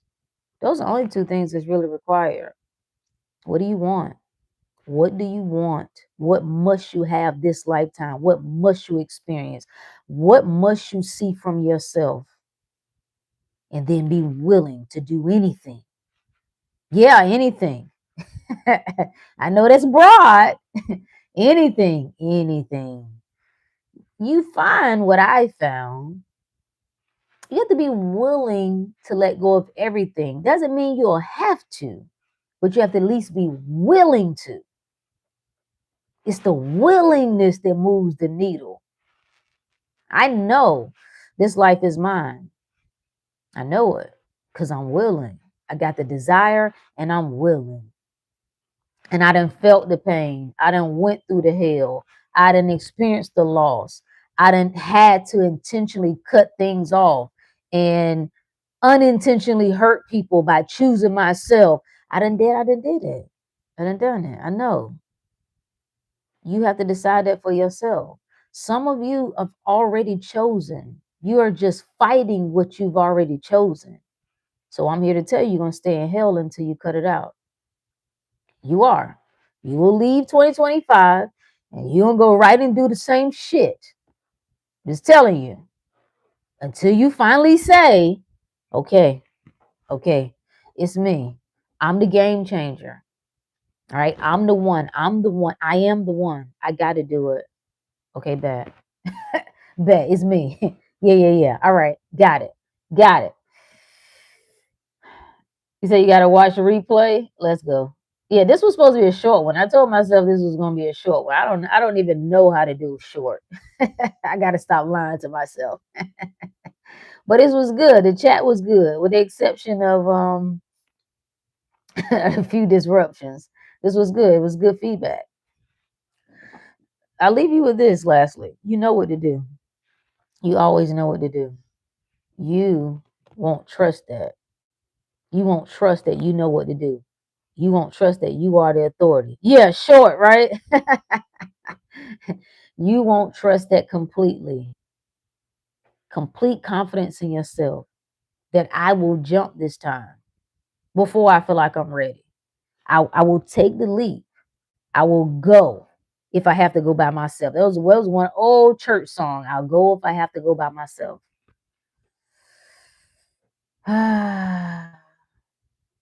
Great presentation. I wish you and your family happy holidays in the new year. Same to you and yours. Y'all, it ain't even begin to get as good. I will okay, now seriously, this is the last thing I'm gonna leave you with. I left a message in a circle on the 21st about winter solstice. And winter solstice represents, and the title of it was, This is the darkest it'll ever be. And winter solstice represents the darkest day of the year. It's the day that has the shortest daylight and the longest nighttime. And it sits almost in a slumber that until the sun begins to rise a degree in 3 days. You see that? Rise, the sun rise 3 days. Yep, same shit. And of course, this is us observing nature. But what I said to everyone is take this message for wherever you are, that this is the darkest that my life will ever be. That there's only one way, and that's up. This is the darkest my life will ever be. I will never not know again. You understand that? I will never not know. I will never, right? Do you get that? Do you understand how far you've come? Like, you got to be it to be listening to me. I mean that shit. Like the sun, I must rise. That's what you have to tell yourself. Like the sun, I must rise. It's not a if. It's not a if I'm ready. It's not a if I'm capable. It's not none of that. You're making that up. You must. It's a must. I must rise. I must be exceptional. I must be God. I must get what I want. I must experience love. I must experience life in its highest. All the other stuff, I ain't got no time to be. I got no time to be worried about none of that junk. That takes care of itself. Take that. Take the seasons and make it come alive in you. That the darkest day has passed. The darkest day has passed. We appreciate that because it was in that darkness I thought I was stuck. It was in the darkness that I thought I didn't have any options. I thought I was late. I thought I was behind. I thought I was incapable. I thought the moment was greater than me. I thought the circumstances were greater than me. That's the darkness. So I'm thankful for that darkness because guess what I found in the dark? My Lord, the light. That's what you find in the darkness. You don't deep dive when life is smooth. You don't. When life on your ass, that's when you be like, what is going on? My God, I need help. Send help. Send help. Where's the Calvary?